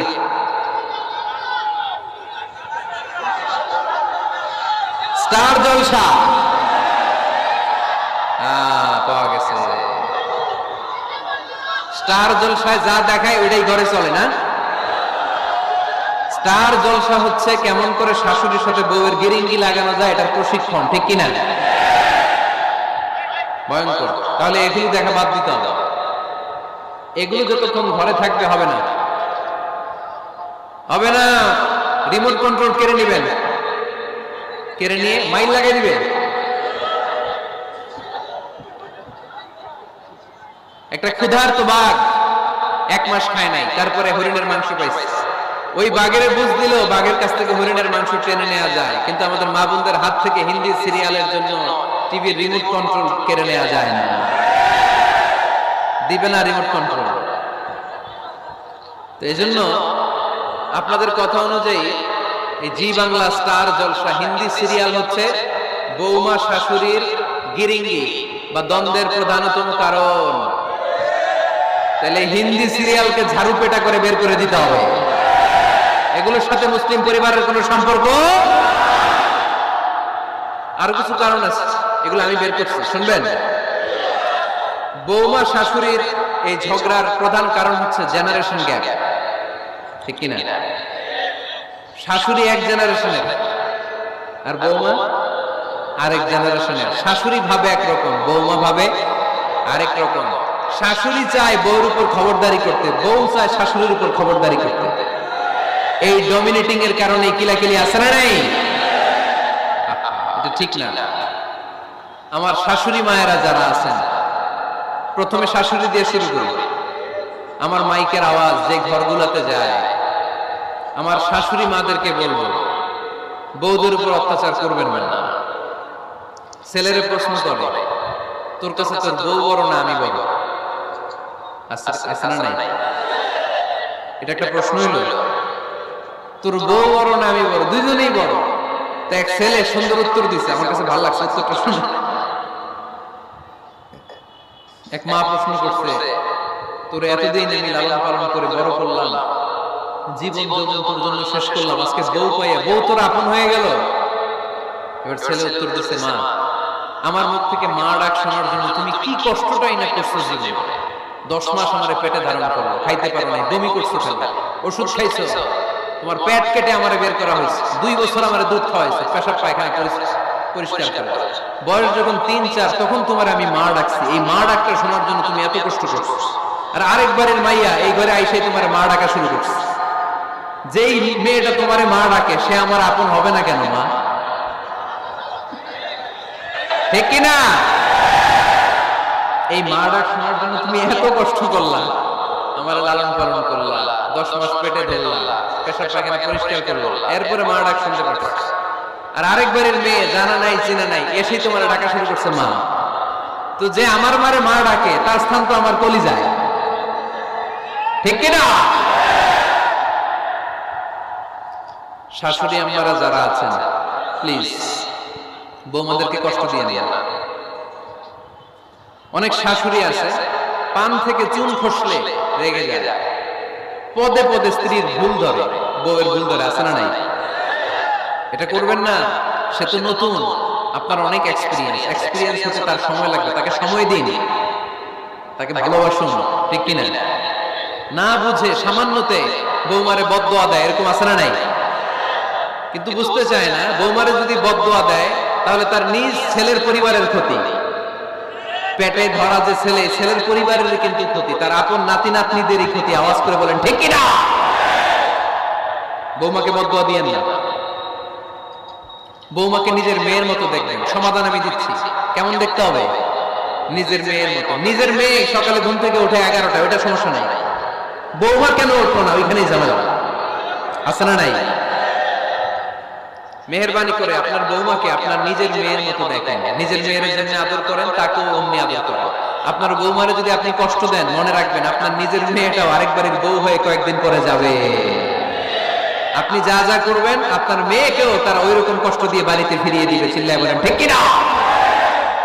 খবরদার, টিট ফর ট্যাট। ইটটি মারলে পাটকেলটি খেতে হয়। এজন্য শাশুড়ি আম্মা জানারা যারা আছেন, বৌমার সাথে খারাপ আচরণ করবেন না মেহেরবানি করে। তাকে আপনি কষ্ট দিলে আপনার নিজের মেয়েটাও আরেক বাড়ির বৌমা হবে, সেও ওই বাড়িতে এই কষ্টগুলো ভোগ করবে। এগুলো যখন আপনি শুনবেন তখন আপনার চোখ দিয়ে পানি পড়বে কি পড়বে না? পড়বে। এবার আসেন বৌমার কথা বলি। বৌমা যারা আছেন মেহেরবানি করে, বৌমা যারা আছেন মেহেরবানি করে আপনার শাশুড়ি আম্মাকে নিজের মায়ের জায়গায় রাখবেন। আপনার বাড়ি ছেড়ে নতুন বাড়িতে আসছেন, তো এটাই তো আপনার বাড়ি। আপনার মা রেখে দিয়ে নতুন মা পাইছেন, এটাই তো আপনার মা। তো ওনাকে মায়ের জায়গায় বসাতে আপনার সমস্যাটা কোথায়? বৌমারা খেয়াল রাখবেন, আপনি আপনার শাশুড়ির সাথে যে আচরণটা করতেছেন, আপনার শেষ বয়সে আপনার ছেলের বিয়ে দেওয়ার পরে যে বৌমাটা আসবে, ওই আচরণই আপনাকে ফিরিয়ে দিবে। The nature has its own return. প্রকৃতির একটা মাইর আছে, এটা শেষ মাইর, এটা শেষ খেলা। প্রকৃতির খেলা বড় খেলা। আপনি আপনার শাশুড়ির সাথে যে আচরণ করবেন, আপনার শেষ বয়সে আপনি একদিন শাশুড়ি হবেন, এটা মাথায় রাখবেন। ওই আচরণই আপনি ফিরে পাবেন। আওয়াজ করে বলতে হবে ঠিক কিনা? এজন্য 9 নম্বর পয়েন্টস হচ্ছে মিউচুয়াল রেসপেক্ট। সবাই যেন সবাইকে ভালোবাসি। দোষ ছাড়া মানুষ নাই, সবার দোষ আছে। আমরা যেন একে অন্যের দোষ না খুঁজি। বৌমারা, আপনাদের কানে যদি আমার মাইকের আওয়াজ যায়, অল্প কিছু টেকনিক অবলম্বন করলে আপনি আপনার শাশুড়ির মন জয় করতে পারবেন। শাশুড়িরা আসলে বেশি কিছু চায় না। আগের জামানার মানুষ তো, এদেরকে ওইভাবে হাত করতে হবে। মাঝে মাঝে একটু শাশুড়ির মাথায় তেল দিয়ে দিয়ে, চুলে তেল দিয়ে দিবেন, মাঝে মাঝে চুল আসতে দিবেন। এগুলো কিন্তু খুব পছন্দ করে শাশুড়িরা। ওনার প্রেশারটা একটু মেপে দিবেন, ডায়াবেটিস দিবেন। কি পছন্দ করে খেতে একটু রান্না করে দিবেন। যেই বক্তার ওয়াজ শুনতে পছন্দ করে, ওই বক্তার ওয়াজগুলো ডাউনলোড করে শাশুড়ি আম্মাকে দিবেন। ইসলামী বই দিবেন। দেখবেন বয়স্ক নারীরা মাহফিল যেতে খুব পছন্দ করে, ওয়াজ শুনতে খুব পছন্দ করে, নবীদের কাহিনীগুলো শুনতে পছন্দ করে। বসায় বসে একটা কাহিনীগুলো শোনাবেন। বাইরে বেরোলে জিজ্ঞেস করেন, আম্মা আপনার কিছু লাগবে কিনা। আরেকটা টিপস আছে, চুল যখন আশ্রাবেন আর শাশুড়ির মাথায় যখন তেল দিয়ে দিবেন, তখন অতীতের কথা জিজ্ঞেস করেন। দেখবেন অতীতের স্মৃতিতে হারিয়ে গিয়েছে আপনার শাশুড়ি। কি জিজ্ঞেস করবেন জানেন? জিজ্ঞেস করবেন, আম্মা জান, মুক্তিযুদ্ধের সময় আপনার বয়স কত ছিল? ওই সময় মুক্তিযুদ্ধের সময় আপনাদের এলাকায় কি কি হয়েছিল মা? আরেকটা প্রশ্ন করবেন, মা বিয়ের সময় আপনি কেমন ছিলেন? ওই দিন দেখবেন বুড়ি আর বুড়ি নাই, জুয়ান হয়ে গেছে। ওই দিন বলবে, মা আমি অনেক সুন্দরী ছিলাম, আমার মাথায় অনেক চুল ছিল, আজকে নাই। আমগো গ্রামে আমার সাথে সুন্দরী মাইয়া ছিল না। অতীতের স্মৃতিতে, স্মৃতি হাতড়াতে হাতড়াতে তিনি হারিয়ে যাবেন। জিজ্ঞেস করবেন যে, মা শীতকালে আপনাদের দেশে কি পিঠা বানাতেন আপনি যখন ছোট ছিলেন? আপনার বাচ্চা চারা কি করতো? এগুলো জিজ্ঞেস করলে উনি স্মৃতির পাতা হাতড়াতে হাতড়াতে চোখ দিয়ে দাঁড় দাঁড় করে ওনার পানি ঝরতে শুরু করবে। আপনার জায়গায় ওনার হৃদয়ের মনি কোঠায় এমন জায়গায় পৌঁছবে, আপনার ছাড়া উনি কিছুই বুঝবে না। বৌমারা, এই অল্প কিছু টিপস অবলম্বন করে আপনারা আপনাদের শাশুড়ির মনকে জয় করতে পারবেন। শাশুড়ি বৌমার দ্বন্দ্ব আমরা চাই না। আমরা চাই শাশুড়ি বৌমাকে নিজের মেয়ের মতো জানা, আর বৌমার শাশুড়িকে আপন মায়ের মতো ভালোবাসুক, ঠিক কিনা? এই মিউচুয়াল রেসপেক্টই পারে শাশুড়ি বৌমার দ্বন্দ্বকে দূর করতে, আর ঘরটারে শান্তি টুকরা বানাতে। আওয়াজ করে বলেন ঠিক কিনা? কয়টা গেল? আর আছে কয়টা? দোয়া করবেন একে অপরের জন্য। দোয়া, সাইয়েদনা ইব্রাহিম ফ্যামিলির জন্য দোয়া করতেন, রব্বি জাআলনি মুকিমাস সালাতি ওয়া মিন যুররিয়্যাতি রাব্বানা ওয়া তাকাব্বাল দুআ। ও আল্লাহ, আপনি আমার নামাজ কায়েমকারী বানান, আমার কলিজার টুকরা সন্তান ইসমাইলকেও নামাজ কায়েমকারী বানান, আমার দোয়াটা আপনার দরবারে আপনি কবুল করে নেন। সুবহানাল্লাহ পড়েন। রব্বানা ইন্নী আসকানতু মিন যুররিয়্যাতি বিওয়াদিন গায়রি যী যার'ইন 'ইনদা বাইতিকাল মুহাররাম। ও আল্লাহ, আমার সন্তান সন্ততি, আমার ফ্যামিলিকে ধুধুমরু প্রান্তর এই উপত্যকার মধ্যে তোমার কাবা ঘরের সামনে রেখে গেলাম, তাদেরকে তুমি নামাজ কায়েমকারী বানিয়ে দিও। গোটা বিশ্বের সব মানুষের অন্তর আমার ফ্যামিলির দিকে আল্লাহ তুমি ঝুঁকিয়ে দিও। ওয়ারযুকহুম মিনাস সামারাত, ফলমূল দিয়ে আল্লাহ তুমি তাদেরকে রিজিকের ব্যবস্থা করে দিও। তার মানে সব নবীরা তাদের পরিবারের সদস্যদের জন্য দোয়া করতেন কি করতেন না? আবার কোরআন আমাদেরকে শিখালো, রব্বানা হাব লানা মিন আজওয়াজিনা ওয়া মিন যুররিয়্যাতিনা কুররাতা আ'ইউন ওয়াজআলনা লিল মুত্তাকিনা ইমামা। ও আল্লাহ, এমন নেককার সন্তান, এমন নেককার স্ত্রী আপনি আমাকে দান করেন যাদের দিকে তাকালে আমার চোখ দুইটা ঠান্ডা হয়ে যায়। চক্ষু শীতলকারী স্ত্রী দেন। বিয়ে যাদের হয় নাই, ইয়াং ছেলেরা এই দোয়াটা করবা। বিয়ের জন্য দোয়ার দরকার আছে না নাই? প্রতিদিন এই দোয়া করবো, আল্লাহ এমন স্ত্রী দেন, এমন জীবন সঙ্গিনী আপনি আমাকে দেন, এমন লাইফ পার্টনার দেন যার দিকে তাকালে আমার চোখ জুড়িয়ে যায়। এমন সন্তান আল্লাহ আপনি আমার ফ্যামিলিতে দেন যাদের দিকে তাকালে আমার চোখ দুটো ঠান্ডা হয়ে যায়। নেককার সন্তান, নেককার স্ত্রী আল্লাহর কাছে দোয়া করে চেয়ে নিতে হবে। তাহলে ফ্যামিলি মেম্বার একে অপরের জন্য দোয়ার দরকার আছে না নাই? বাবা দোয়া করবে ছেলের জন্য, ছেলে করবে বাবার জন্য, মা দোয়া করবে মেয়ের জন্য, মেয়ে করবে মায়ের জন্য, ভাই করবে বোনের জন্য, বোন করবে ভাইয়ের জন্য। দোয়ার দরকার আছে না নাই? দোয়া করবেন সবাই সবার জন্য। তাহলে সুখী পরিবারের ফর্মুলা এই আলোচনায় আমরা 10টা পয়েন্ট শুনলাম। কয়টা? ভুলে গেছে। কয়টা? 1 নাম্বার কি ছিল? 1 নাম্বার কি ছিল? সালাম সালাম হাজার সালাম সকল শহীদ স্মরণে, আমার হৃদয় রেখে যেতে চাই তাদের স্মৃতির চরণে। পড়েন আমিন। তাহলে ঘরে শান্তি আনার 1 নাম্বার মাধ্যম, আওয়াজ করে উত্তর দিতে হবে। 1 নাম্বার মাধ্যম কি? সালাম দিন, সালামতে থাকুন। জান্নাতি আমেজ যদি ঘরের মধ্যে পেতে চান, সালাম দিন। সালাম মানে শান্তি। সালাম দেই না, এজন্য ঘরে শান্তিও নাই। 1 নম্বরে সালাম। 2 নম্বরে হচ্ছে মূর্তি টুর্তি ছবি এগুলো টাঙিয়ে রাখা যাবে, হিন্দি সিরিয়াল উলঙ্গ দৃশ্য এগুলো দেখা যাবে, তাহলে ঘরে শান্তি দিবে কে? 3 নম্বর, ঘরে নামাজ পড়তে হবে মাঝে মাঝে।